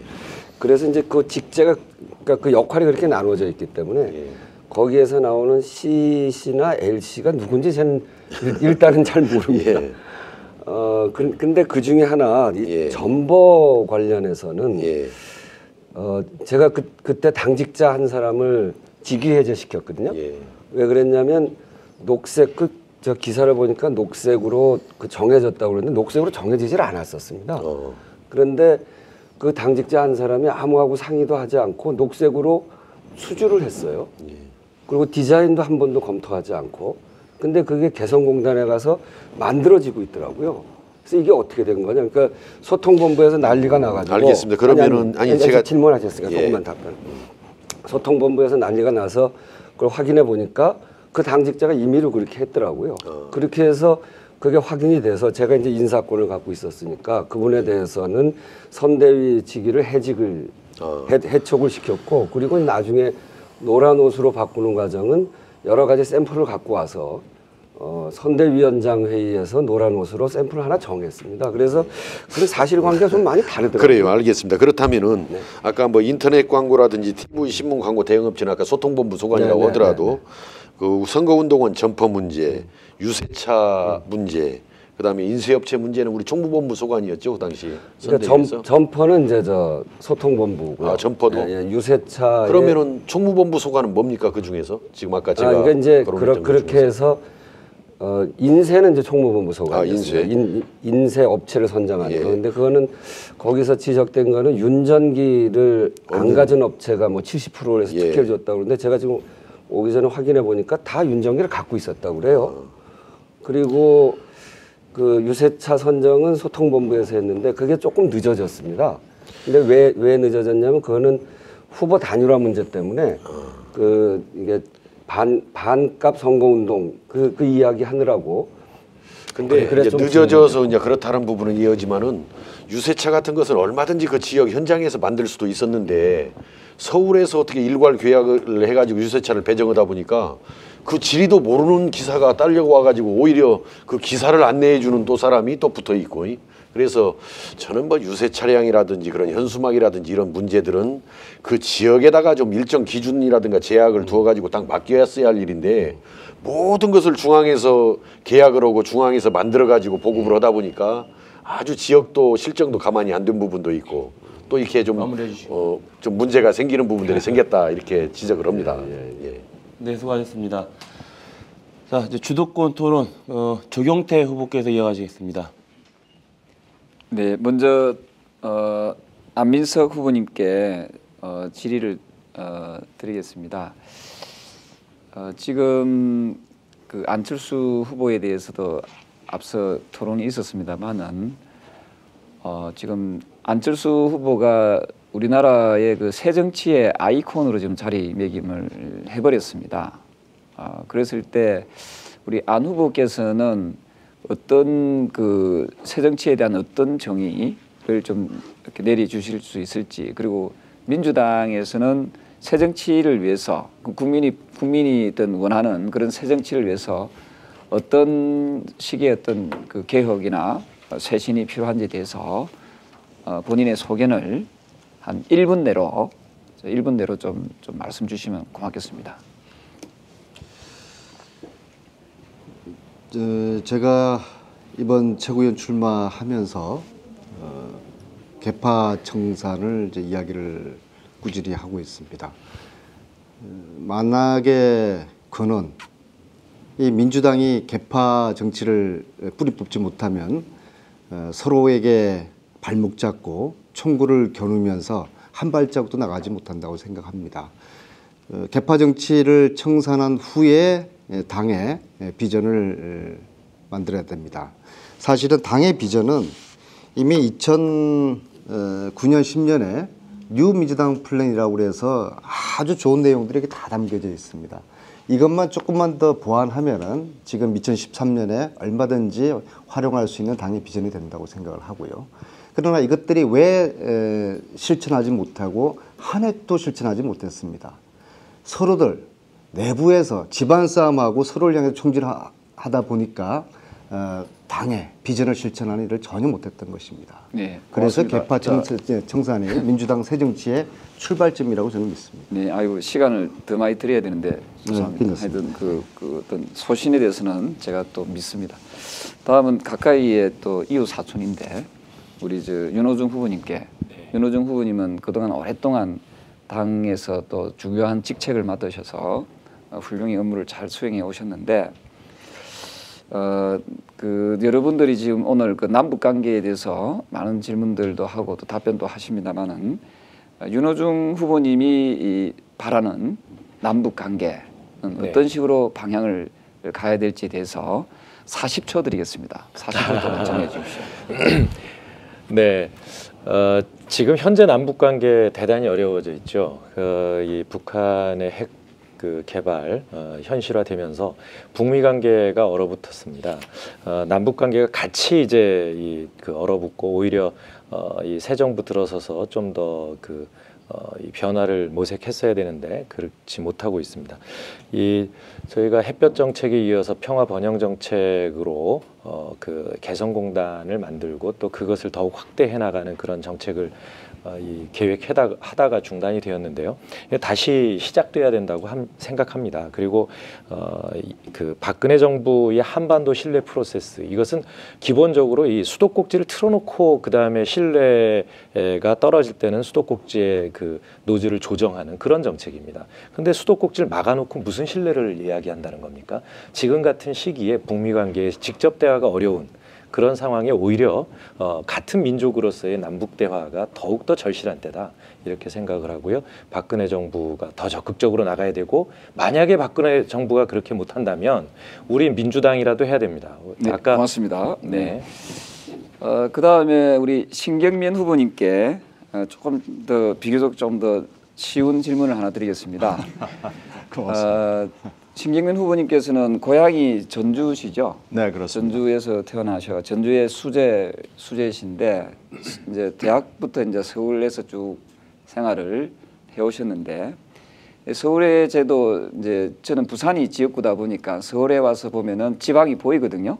서울과 지방을 왔다 갔다 하면서 보면은 보이는데, 이 수도권과 이 지방의 이 불균형이 아주 심화되어 있다. 그래서 우리가 행정 복합도시도 만들고 뭐 이렇게 하고 있지만은 여전히 수도권과 지방의 그 격차는 좀 더 심화되고 있지 않느냐 하는 생각합니다. 고 노무현 대통령께서 가졌던 그 국정 철학 중에 하나가 국가 균형 발전에 대한 어떤 실천 그리고 의지가 있었었는데, 우리 신경민 후보님께서는 만약에 최고위원이 되신다면은 이 국가 균형 발전에 대한 본인의 어떤 생각이 어떠신지 한번 한 답변을 한 1분 드리겠습니다. 1분. 네. 예. 쉽지 않은 질문 주셨네요. 아유. 저 지역 출신으로서 또 서울에 의원을 하면서 통감합니다. 지금 여러 가지 단절이 있지만 수도권과 지역의 단절 대단히 중요하고요. 경상북도의 예를 들면은 지배 권력들이 돈을 막 쏟아 부었거든요. 그런데도 그 지역에 가보면은 다들 죽겠다고 얘기합니다. 경북도 그렇고 경남도 그렇고 부산 마찬가지입니다. 그런 점에서 봤을 때는 돈만 가지고 해결할 수 있는 문제는 분명히 아니고요. 지역이 잘할 수 있는, 지역이 장점을 가진, 그리고 세계적인 경쟁력, 국내적인 장기를 가질 수 있는 기획을 해줘야 되고, 그 기획을 할 수 있는 물적, 인적 인프라를 깔아주는데 정부나 정당이 아이디어를 제공하고 뭔가 실질적인 도움을 줘야 된다고 생각합니다. 그런 점에서는 어떤 기획에서부터 참신한 접근을 해야 되지 돈만 가지고 해결되는 문제는 아니라고 봅니다. 네, 고맙습니다. 마지막으로 그 유성엽 후보님께 질문드리겠습니다. 민주당이 조금 더 외연을 확대하기 위해서는 전국 정당의 모습을 갖춰야 된다. 그리고 골고루 많은 국민적 지지를 얻어야 된다고 생각합니다만은, 이 전국 정당화를 위한 본인의 소신에 대해서 좀 짤막하게 말씀해 주십시오. 네, 전국 정당화를 위한 소신, 아주 중요한 질문을 해주셨는데요. 저는 이렇게 생각합니다. 민주당은 누가 뭐래도 그 호남이 뿌리고 호남이 중심이었다, 이렇게 생각하기 때문에 호남에 대한 기본을 또 너무 뭐 호남당이다 이렇게 비하해서는 안 되고 충분히 인정해주는 그런 아량도 있어야 한다, 이렇게 생각이 들고, 역시 전국 정당화로 가기 위해서는 그 영남 가장 그 척박한 그런 땅에 대한 깊은 배려가 좀 더 병행이 돼야 된다 이렇게 생각을 합니다. 네, 말씀 다 예. 하셨어요. 우리 이제 남은 분이 두 분의 후보가 남으셨습니다. 조경태 후보님께서 가장 시간을 효율적으로 쓰시지 않았나 생각이 듭니다. 다음은 이제 윤호중 후보께서 주도권 토론 이어가시겠습니다. 네, 먼저 양승조 후보께 질문드리겠습니다. 지난 작년 11월 18일이죠. 문재인 대선 후보와 안철수 후보 양측이 후보 단일화의 전제 조건으로 새정치 공동 선언문을 채택한 바 있습니다. 이 새정치 공동 선언문은 그 안철수 후보 측과 우리 민주당이 합의해낸 그 공동 문건으로는 거의 유일한, 그러니까 마지막 발표회까지 이른 것으로는 유일한 문건입니다. 이것은 이제 정치권이 먼저 기득권을 내려놓고 국민 앞에 책임지는 자세로 새로운 정치를 해보자라고 하는데 합의를 한 건데요. 지금 이제 우리 당에서는 민주당 혁신 방안이 이 논의가 되고 있는데, 그 민주당 혁신 방안을 보면 작년에 합의했던 새정치 공동 선언문에 비해서 대단히 좀 미흡하다라고 하는 평가를 받고 있기도 하고요. 그렇다고 새정치 공동 선언이 모두 다 지고지선의 것은 아니라고 생각합니다. 안철수 후보 역시 그 부분에 대해서 국회의원 의석수 축소라든가 이런 부분에 대해서는 좀 더 다른 의견을 내놓기도 하고, 또 지방선거 그 정당 공천 폐지에 대해서는 당내에서 여러 의견이 있기도 합니다. 이 새정치 공동 선언을 어떻게 할 것이냐, 그 정신을 저는 그 계승 발전시키는 것이 우리 당의 혁신의 가장 핵심이 아닌가 이렇게 생각하는데, 양승조 후보께서 민주당 혁신 방안에 대해서 좀 평가를 해주시고 새정치 공동 선언을 어떻게 계승할 것인지에 대해서도 말씀해 주시면 고맙겠습니다. 예, 그 윤호중 후보님 말씀하신 대로 우리 안철수 후보와 문재인 후보께서 새정치 공동선언을 말씀하셨습니다. 선언했는데, 저는 이 새정치 공동선언문에 담긴 내용을 우리가 승계하고 발전해야 된다, 이런 점에 전적으로 동의하고요. 우리 민주당 여러 가지 혁신 방안이 있는데, 저는 그 두 분 후보께서 내온 혁신 새정치 공동선언안에 담긴 내용, 이거를 후퇴시켜서는 안 된다, 이런 말씀을 드리고요. 한 가지 더 붙여 말씀드린다면, 그 안철수 후보가, 우리가 많은 사람이 안철수 후보에게 눈길을 돌리고 많은 사람이 지지하는 이유는 저는 세 가지로 생각합니다. 안철수 후보는 그런 정치를 표방하는 것 같아요. 소통의 정치, 국민과 소통하자. 또 치유의 정치, 국민의 여러 가지 아픔을 치유하는 정치, 치유 정치. 나가서 국민에도 신뢰받는 정치. 이렇게 소통의 정치, 치유 정치, 신뢰 정치를 통해서 현재 그 안철수 신당이 생기지 않았음에도 불구하고 우리가 민주당을 비교할 때, 가상대결할 때 우리 부끄럽지만, 또 우리가 정말 철저히 반성해야 되지만 지지율이 낮게 나오지 않습니까? 그런 면에서 새정치 공동선언문에 담긴 내용, 우리가 민주당이 계승하고 발전시켜야 된다. 또 신뢰와 소통, 치유 정치를 우리가 우리 당의 하나의 어떤 당의 발전 방향으로 삼아야 된다. 그런 생각을 갖고 있습니다. 예, 감사합니다. 저 역시 그렇게 생각하고 있고요. 앞으로 어떤 관계 설정이 필요하게 될지는 현실 정치의 흐름을 미리 예측할 수는 없습니다만, 이 양세력의 어떤 관계 설정의 출발점은 새정치 공동선언에서부터 되어야 하지 않는가 이렇게 생각을 합니다. 다음은 우원식 후보께 질문드리겠습니다. 우원식 후보께서는 이제 시종일관 이제 그 현장에서 답을 찾자 이렇게 말씀을 하십니다. 물론 그 현장은 여러 가지 의미가 있을 텐데요. 진주의료원 같은 민생의 현장일 수도 있고, 또 직접적인 어떤 서민 중산층들의 생활 현장일 수도 있습니다. 갈등의 현장일 수도 있고요. 그런데 지금 그 2013년 상반기 현재 가장 중요한 현장은 어딜까라고 생각하면 역시 개성공단이고, 그리고 서울과 평양입니다. 저는 아까 양승조 후보께서 개성 남북 출입국 관리소에서 첫 번째 최고위원 회의를 하자는 제안에 대해서 동의를 했고요.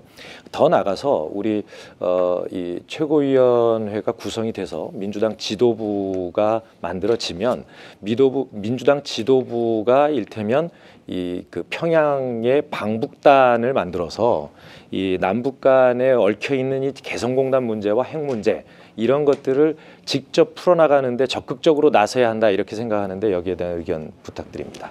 네, 적극적으로 동의합니다.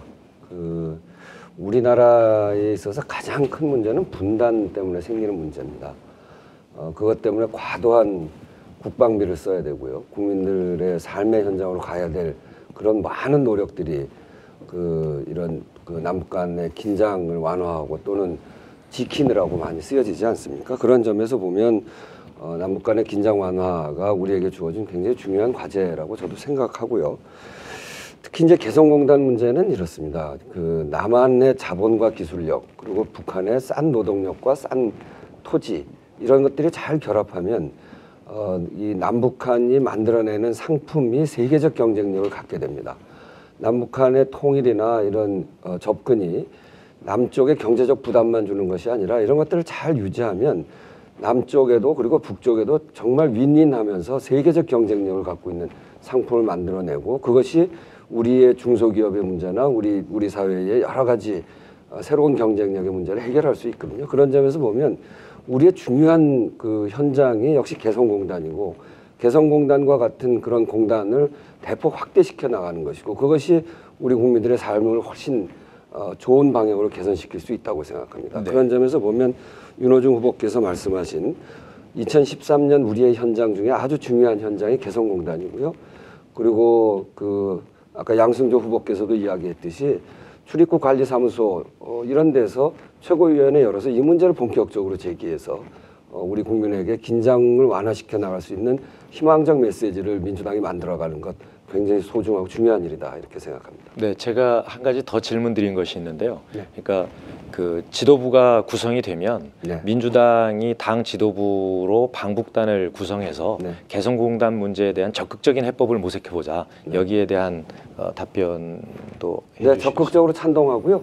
네. 그런 점들 우리 윤호중 후보께서 앞장서서 하시면 최고위원이 돼서 앞장서서 하시면 저도 적극적으로 힘을 보태고 또 저도 함께 주도적으로 그 문제를 풀어나가도록 하겠습니다. 네, 감사합니다. 시간이 다 네, 되었습니다. 알겠습니다. 네, 마지막으로 안민석 후보께서 주도권 토론 이어가시겠습니다. 아까 유승엽 의원님이 지난 대선 시절에 여러 가지 있을 수 없는 그런 문제들에 대해서 언론 기사를 인용하시면서 지적을 하셨고 여기에 대해서 지난 대선 시절 총무본부장 그리고 사무총장을 지내셨던 두 분의 후보님 답변하셨는데요. 저는 좀 아쉬움이 있습니다. 그래도 전체적인 예산을 총괄했던 총무본부장 지내셨던 우원식 후보님 그리고 당의 사무를 총괄했던 사무총장님 두 분이 전국적인 당원들이 이해하지 못하고 당원들이 붕괴했던 이런 문제들이 돼가지고 난 잘 모르겠다. 내 책임 아니다. 내 책임 아니고 아래 사람 책임이다. 라고 말씀하신다고 그러면은 참 이해할 수 없을 것 같습니다. 다시 한번 혹시 여기 대해서 또 덧붙일 말씀이 있으면 제가 두 분께 답변들을 해명드릴 기회를 드리겠습니다. 먼저 우원식 제가 말씀드렸는데 제가 난 모르겠다. 아랫사람 책임이다 이렇게 얘기한 건 아니고요. 일단 홍보와 관련된 그런 회사를 선정하는 기구를 갖고 있는 곳은 본부가 달라서 제가 자세한 파악을 하고 있지 못하다는 말씀이고요. 총무본부와 관련돼 있는 부분에 대해서는 사실과 좀 다르게 제기되고 있는 제가 그래서 오늘 확인해 봤더니 인쇄 쪽은 총무본부에서 하거든요.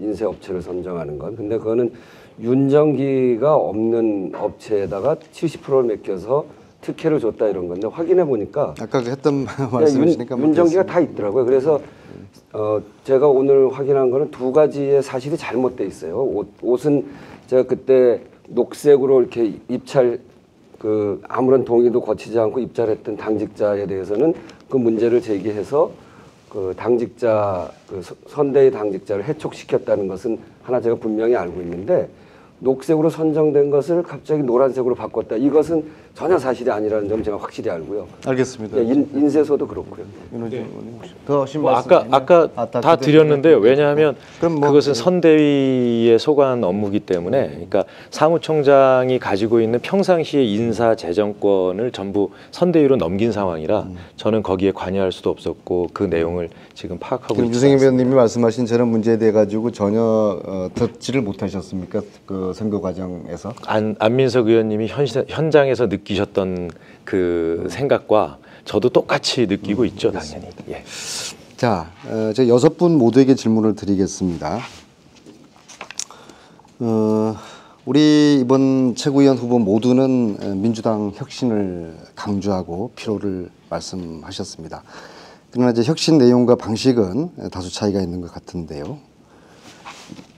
최근에 제 민주당 내에서 지역위원장, 원외위원장 그리고 현역 의원들 대상으로 혁신 전대를 위해 개파 청산에 나서고자 하는 모임 이것을 만들어서 서명을 받고 있습니다. 이 서명의 핵심적인 내용은 그렇습니다. 민주당의 혁신은 개파 해체로부터 시작되어야 한다라는 주장을 담고 있습니다. 이 주장에 대해서 동의하시는지 시간이 없기 때문에 짤막하게 그렇다, 동의하지 않는다 그렇게 조경태분부터 말씀을 해주시기 바라겠습니다. 15초 이내씩 시간을 드리겠습니다. 네, 저는 부산에서 민주당으로 3선 의원했습니다만은 이때까지 당직 한번, 주요 당직 한번 저한테 맡긴 적이 없습니다. 이것이 바로 개파 정치의 산물이라고 생각합니다.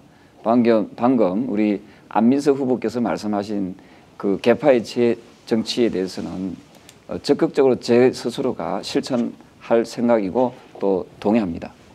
우리 윤호중. 네, 저는 최고위원 출마를 선언하면서 개파를 만들지도 않고 개파에 휘둘리지도 않겠다 이렇게 약속을 했습니다. 저는 2004년 이 국회의원이 처음 되고 나서 그 첫 전당대회 때 이 초선 의원들의 한 사람으로 개파를 가담하지 않겠다 이런 이 약속에 서명한 바가 있습니다. 그 이후로 매번 전당대회 때마다 뭐 이런저런 이 외압이 있었습니다만 저희 지역에서 한 번도 어떤 그 조직 오더를 내려본 적이 없습니다. 개파 해체 주장에 동의하신다는 말씀이죠? 뭐 이미 예전에 동의했었기 때문에 그것은 우리 신경민 후보님. 저한테는 개파가 있냐고 묻는 사람 자체가 없습니다. 동의하시고요. 우리 양승재 의원님. 예, 저도 개파를 해체하고 개파 문제가 커다란 문제점 동의합니다. 다만 우리가 개파 문제보다 더 커다란 문제점은 우리가 민주당 국민과 함께하지 못하고 국민 뜻에 부합하지 못하는 이 정치 활동을 해왔다는 점입니다. 우리 우원식 의원님. 그 개파 해체해야죠. 그런데 그 경계가 어딘가. 저는 김근태 형하고 같이 했던 민평년이라는 데 속해 있는데 전 민평년에 속해 있는 건 굉장히 자랑스럽게 생각합니다. 그거는 정치적 노선을 분명히 하기 있기 때문에. 그래서 생각을 같이 하는 사람들이 모이면 얼마든지 좋다. 단 문제는 개파 패권주의다.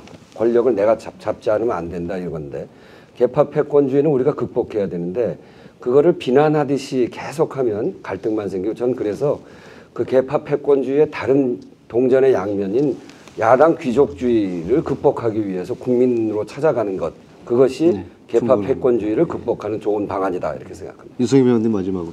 저는 뭐 아직 당에 복당한 지가 무소속으로 2번 당선되고 당에 복당한 지가 아직 1년도 안 되기 때문에 뭐 주류도 아니고 비주류도 아닙니다만은 이렇게 밖에서 제가 이렇게 볼 때 그런 느낌은 너무 지나치게 이 어떤 그 특정 세력 위주로 어떤 공천이라든지 또 인사가 이렇게 이루어지는 모습을 보면서 개파는 당연히 청산이 돼야 된다 이렇게 생각합니다. 저를 포함해서 7명의 최고위원 후보 전원이 개파 해체에 동의를 하셨습니다. 그런데 지난 일요일 광주에 있었던 토론회에서 함께 서명을 하자 그렇게 제안을 했더니 여기 계신 신경민 후보님과 저만 동의를 한다고 했습니다. 이게 문제라고 생각합니다. 민주당은 말밖에 안 합니다. 실천을 해야 되고 행동을 해야 되는데 오늘 즉시 이 서명에 함께 동참을 해주셔서 고맙겠습니다. 이상입니다. 네.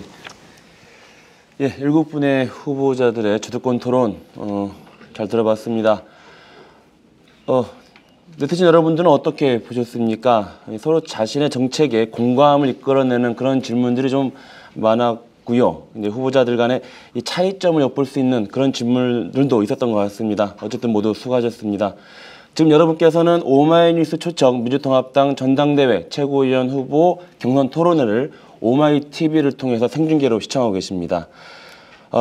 다시 이제 공통질문으로 돌아오겠습니다. 공통질문 세 번째는 아까 이제 그 후보자 주도권 토론에서 잠깐 나왔던 질문이기도 한데요. 민주통합당의 정책성에 관련된 문제입니다. 역시 각 후보자는 1분 30초 안에 답변해 주셔야 됩니다. 민주통합당 일각에서는 좌클릭 때문에 대선에서 패배했다면서 강령과 정책을 기존 노선보다 우클릭해야 한다라는 주장이 나오고 있습니다. 중도적인 정책을 펴야 한다는 주장도 제기되고 있습니다. 실제 어제 민주통합당 전당대회 준비위원회가 공청회에서 제시한 당 강령 및 정강정책 개정안에서 보편적 복지라는 용어가 없어졌고요. 한미 자유무역협정 재협상 표현도 삭제됐습니다. 중도주의라는 표현을 넣자라는 의견도 있었다고 합니다. 이러한 방향에 대해서 여기 계시는 후보자들은 어떻게 생각하고 계십니까? 순서에 따라서 양승조 후보께서 먼저 답변해 주시겠습니다. 예, 먼저 그 좌클릭 때문에 민주당 대선에 패배했다 이런 진단에는 동의하지 않습니다. 문재인 후보의 어떤 정책이 좌클릭인지 알 수가 없고요. 오히려 박근혜 후보께서 기초연금을 65세 이상의 모든 어르신들에 지급한다. 이런 노인복지 강화라든가 또 4대 중증질에서 국가가 책임진다. 이런 의료보장 강화 등 민주당의 진보적 정책 거의 대부분 수용했습니다. 민주당의 노선은 분명하게 중도 개혁 노선을 우리가 분명하게 기치를 해야 된다고 생각합니다. 그러나 현대 우리 정치에서 좌우이념을 따지는 것 자체가 의미가 없다고 생각들고요.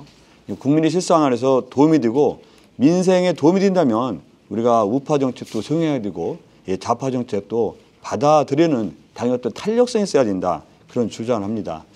예를 들어 독일에서 의료보험 제도 등 사회보장 제도를 최초로 도입한 정권이 어떤 좌파 정권, 사회주의 정권이 아니라 민족주의 우파 정치인인 비스마르크가 사회보장 체제를 완성시켰습니다. 이런 여러 가지 점을 볼 때 정책의 성공 여부, 이 정책 내용과 더불어서 국민들이 얼마나 그 정책 주장하는 사람을 신뢰하고 믿어주느냐에 달려있다고 생각합니다.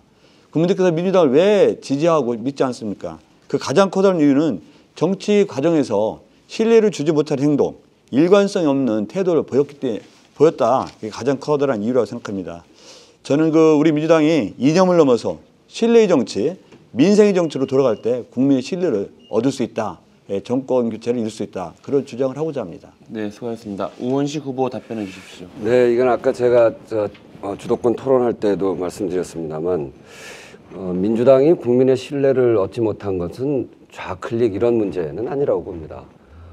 이게 좌클릭 때문에 삭제하는 것이 한미 FTA를 재검토한다거나 보편적 복지 이런 것들을 없앤다거나 이것을 좌클릭이라고 본다고 한다면 그것은 당의 노선에 커다란 문제가 생겨나는 거다. 오히려 그 한미 FTA 재검토 문제에 있어서 우리가 동요하고 흔들리고 보편적 복지 문제에 있어서도 말은 계속 해왔습니다. 보편적 복지나 경제 민주화에 대해서 우리가 우리의 정책으로 분명하게 세우고 있었습니다만 오히려 대선 국면에 들어가니까 이것을 우리는 힘있게 밀고 나가지 못하고 박근혜 후보 쪽에서 더 힘있게 밀고 나가고 중심 주제로 삼고 결국 대선 끝나고 나니까 다 그 공약 어디 갔는지 지금 알 수 없습니다만 그렇게 해서 우리가 동요하는 사이에 국민들이 우리를 신뢰하지 못했다. 경제 민주화를 했음에도 불구하고 서민들에게서 패배했다는 것은 좌클릭의 문제가 아니라 이런 정책들을 동요하지 않고 굳건히 끌고 나가는 그런 끈기와 노력 이런 것들의 부족함이었다 이렇게 보고 그런 점에서 좌클릭 논쟁 이런 것들은 더 이상 하지 말고 정말 실용적 개혁의 노선 이렇게 가야 된다. 다시 한번 말씀드립니다. 예, 다음은 유상엽 후보 답변해 주십시오. 네, 저는 보편적 복지를 확대하면서도 경제 발전을 위한 성장 동력의 미래 비전도 제시할 수 있어야 한다 이렇게 말씀을 드리고 또 서민과 중산층을 제대로 보듬는 중도 개혁 대중정당으로 나가야 한다 이제 이런 입장입니다만은 그 앞에서도 우리 양승조 의원님 또 우원식 의원님 참 좋은 말씀 해주셨습니다. 사실은 그 한미 FTA 가지고 그 입장을 여당이었을 때의 입장과 또 야당이 되고 나서의 입장이 달라졌단 말이죠. 또 제주 해군기지 문제도 집권 여당이었을 때 이렇게 추진 입장을 정했는데 야당이 되고 나서 여기에 대한 또 입장이 달라지는 모습을 보고 뭐가 옳으냐 그러냐 문제를 떠나서 우리 국민들께서는 아, 저 민주당 정말 믿을 수 없는 정당이구나, 신뢰할 수 없는 정당이구나, 이런 어떤 지적을 받았다라고 생각을 하거든요. 그래서 중요한 것은 정말 갈팡질팡하지 말고 좌고우면하지 말고 좀 일관성을 좀 유지시켜 나가는 노력이 중요하겠다, 이런 말씀을 드리고, 이제 한 가지 덧붙여서 아주 중요한 게 있습니다. 그 좌클릭 우클릭과 관련해서 사실 우리 지금 민주당이 굉장히 좀 억울한 게 그 종북의 이미지를 잘못해서 더 씌우고 있단 말이죠. 우리 더 씌워졌어요, 우리 민주당한테. 그래서 어떻든 이 종북의 이미지를 탈탈 털어버려야 되겠다. 그래서 북한은 관리하고 견인해야 할 대상이지 우리가 북한을 추종해야 할 대상은 분명 아니거든요.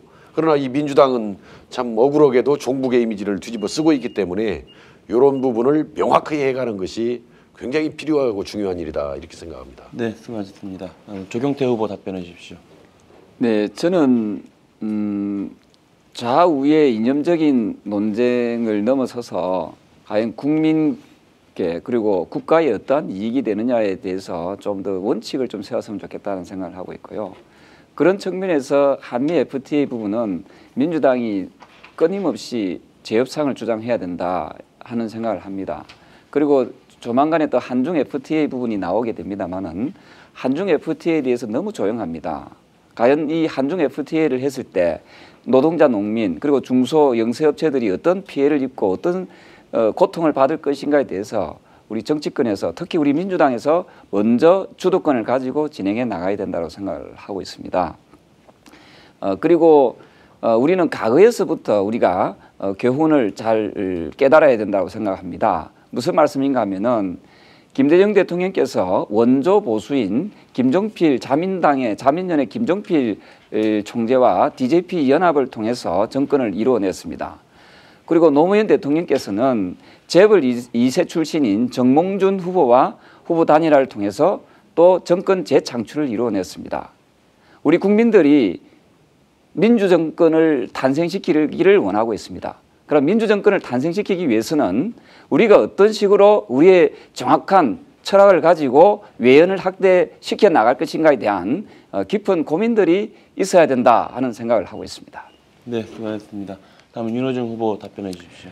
네, 저는 이번에 만들어진 강령 정책 개정 의견에 대해서 부분적으로 문제가 있다고 생각합니다. 우리 당의 경제민주화, 보편적 복지, 한반도 평화라고 하는 우리가 추구해온 가치는 절대 훼손되어서는 안 되고 또 보다 더 선명하고 명확해져야 한다라고 생각합니다.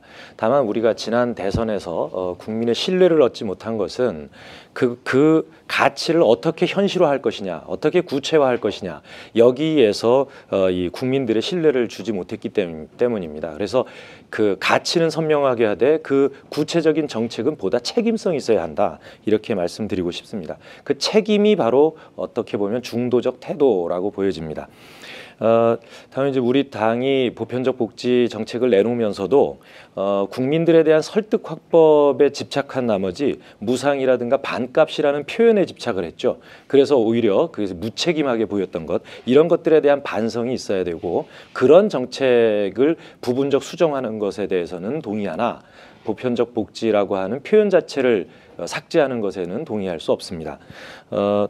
그리고 더 나아가서 우리 민주당은 지난번에 제가 이 새정치 공동선언을 협상할 때도 거기에서 우리 당의 이 강제적 당론 제도를 없애고 이를테면 정파 활동을 보장하자, 이렇게 이야기를 합의가 되었었는데요. 그런 부분에서 다른 의견을 가지고 계신 분들이 계시다면 정파적 활동을 통해서 그 주장을 먼저 토론하는 것이 옳다, 이렇게 말씀드립니다.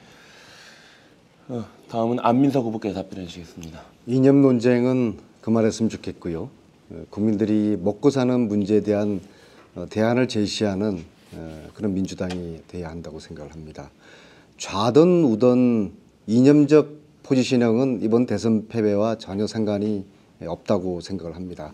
입으로 친서민, 친노동자 100번 떠들어봤자 한 번 몸으로 친재벌하면은 끝장이고요. 입으로 중도 아무리 외쳐봤자 이정희와 선긋기 못하면은 아무 소용도 없습니다. 민주당이 신뢰받지 못하는 것이 과연 이념 때문일까요? 저는 전혀 그렇지 않다고 봅니다. 시류에 쏠려서 중심 없이 우왕좌왕하는 모습, 말만 하고 행동과 실천은 없는 모습, 절대로 이 기득권을 포기하지 않는 탐욕스러운 모습, 이런 게 문제입니다. 지금 전당대회를 앞두고 강령을 손질한다는 소리가 들리는데요. 당장 중지해야 된다고 생각을 합니다. 국민들이 보실 때 아직도 이 사람들이 정신을 못 차렸구나, 그런 인상을 강하게 받게 될 것입니다. 우리는 지금 현재 산무정당에 아주 기울어져가는, 허물어져가는 정당입니다. 반성 없고 혁신 없고 비전 없습니다. 반성해야 되고 혁신 과감히 하고 그리고 비전을 만들어야 할 것입니다. 네, 수고하셨습니다. 마지막으로 심경민 후보 답변해 주십시오. 네, 지금 상황을 보면은 남녀 모든 세대 그리고 거의 모든 계층 그리고 또 거의 모든 지역에서 어려움이 있습니다.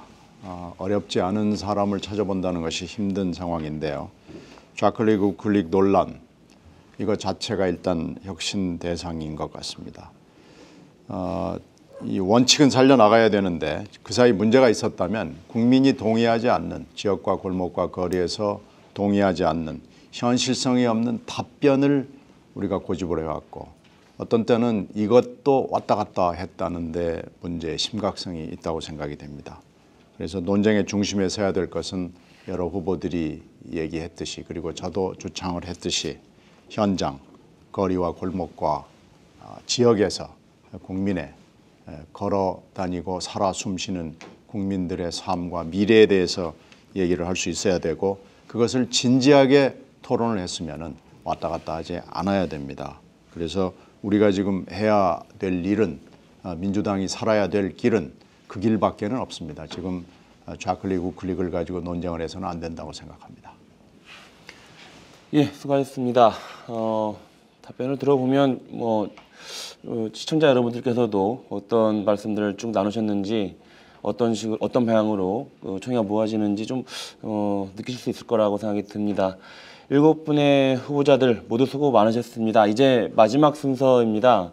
각 후보자들은 1분간 자유롭게 마무리 발언을 해주시면 됩니다. 시간이 많이 초과한 관계로 그 1분을 넘어가면 좀 무리가 있을 수 있으니까요. 최대한 좀 지켜주시거나 짧게 해주셔도 될 것 같습니다.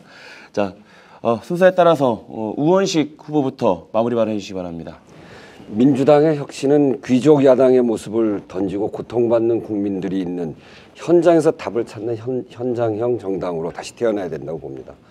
저 우원식은 늘 현장에 있었습니다. 독재 정권에 맞설 때도, 김대중을 지키고자 입당한 평민당에서 인권백서를 만들 때도, 한 번의 시의원, 2번의 국회의원을 할 때도 늘 국민 속에서 민주당의 길을 찾았습니다. 4대강, 섬진강, 금강, 한강, 낙동강 1600km를 발원지에서 하구까지 2발로 걸으면서 국민의 삶을 살펴보기도 했습니다. 이런 일을 하려면 원칙과 소신이 있어야 합니다. 저희 집안이 그렇습니다. 저희 외할아버지는 독립투사로 체포돼서 5년 구형에 7년형을 받았습니다. 저는 전두환 군사독재 정권에서 1심에서 1년, 2심에서 3년 받았습니다. 굴복하지 않는다고 우리 집안은 늘 2년씩 더 받곤 했습니다. 저는 그런 흔들리지 않는 뚝심으로, 그리고 현장 민주당을 반드시 만들어 나가야 되겠다, 이런 생각으로 여러분께 말씀드립니다.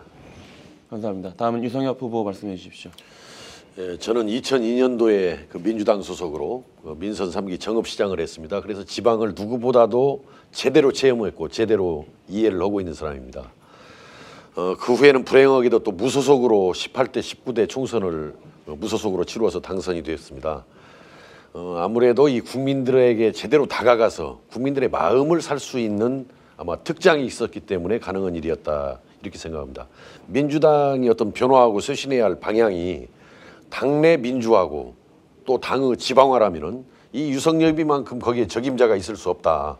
그런 쇄신과 변화를 추진해 나갈 수 있는, 그래서 이 유성엽이에게 전폭적인 지지와 성원을 보내주신다면은 민주당이 정말 변화하고 정말 쇄신할 수 있는 그 희망의 길을 열겠습니다.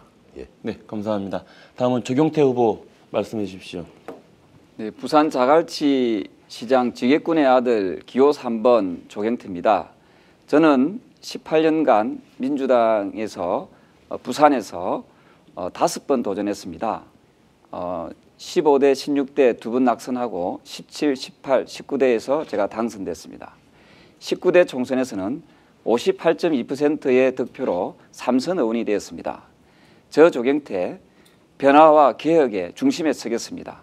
당원동지 여러분, 여러분들과 함께 민주당을 더 큰 민주당, 새로운 민주당으로 만들어내겠습니다. 저 조경태에게 여러분들의 소중한 지지를 호소합니다. 고맙습니다. 네, 수고하셨습니다. 다음은 윤호중 후보 말씀해 주십시오. 네, 저 윤호중은 26년 전 26 젊은 나이에 평민당 최말단 간사에서부터 지금까지 한시도 빠짐없이 당을 위해 일해왔습니다. 김대중 총재가 위기에 빠졌던 87년 대선 후 김대중 총재와 평민당을 구하고자 당에 뛰어들었습니다. 김대중 대통령께서 정계 복귀를 시도하셨을 때 저는 창당 기획위원으로 새정치국민회의를 만드는데 일조해서 그 혈로를 뚫었습니다. 그리고 당 해산을 주장하는 2007년 당의 위기 때 그 해산 주장을 막아내고 당의 대통합의 그 흐름을 잡았던 경험을 가지고 있습니다. 지난 2010년에는 6개월에 걸친 그 심야 철야 협상을 통해서 지방선거 승리를 일궈내기도 했습니다. 저는 당이 어떻게 돼야 되고 무엇을 고쳐야 하는지 잘 알고 있습니다. 제게 일을 맡겨주시면 가장 단시간 내에 당을 혁신시키겠습니다. 감사합니다. 네, 수고하셨습니다. 안민석 후보님 말씀해 주십시오. 이 자료들이 뭔지 아십니까? 민주당의 혁신 방안을 담은 자료들입니다. 내용들이 이미 다 나와 있습니다. 문제는 실행 의지입니다. 누가 실천을 하겠습니까? 지금까지 당내 힘센 개파에 기대서 정치를 해오던 분들이 당내 권력을 실컷 누리던 분들이 과연 개혁을 실행할 수 있겠습니까? 천만의 말씀입니다. 불가능합니다. 새로운 사람에게 기회를 주십시오. 저처럼 지난 10년 동안 삼선을 하면서 줄 한 번 서보지 않은 그런 사람만이 이 과감한 개혁을 할 수가 있습니다. 뼛속까지 개혁시켜서 이 새로운 민주당 속에 안철수를 합류시키도록 하겠습니다. 뼛속까지 바꾸겠습니다. 감사합니다. 네, 수고하셨습니다. 신경민 후보 말씀해 주십시오.